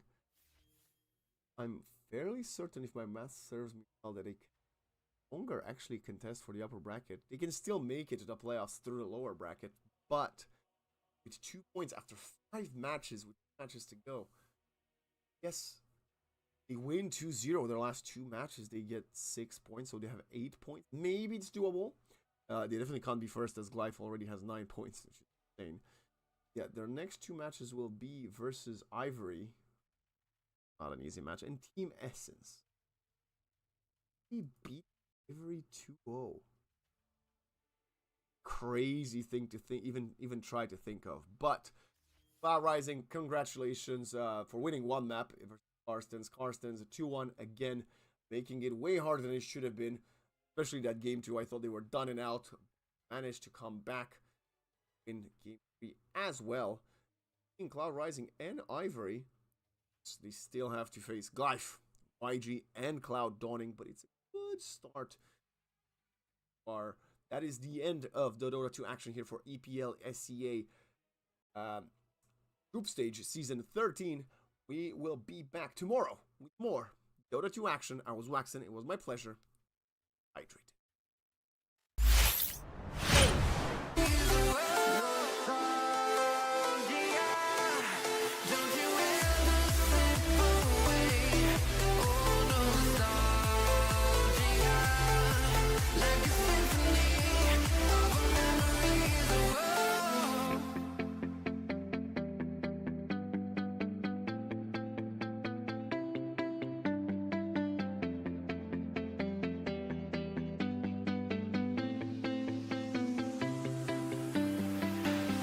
I see the light inside you, brighter than the skies. Hold on, just let us escape.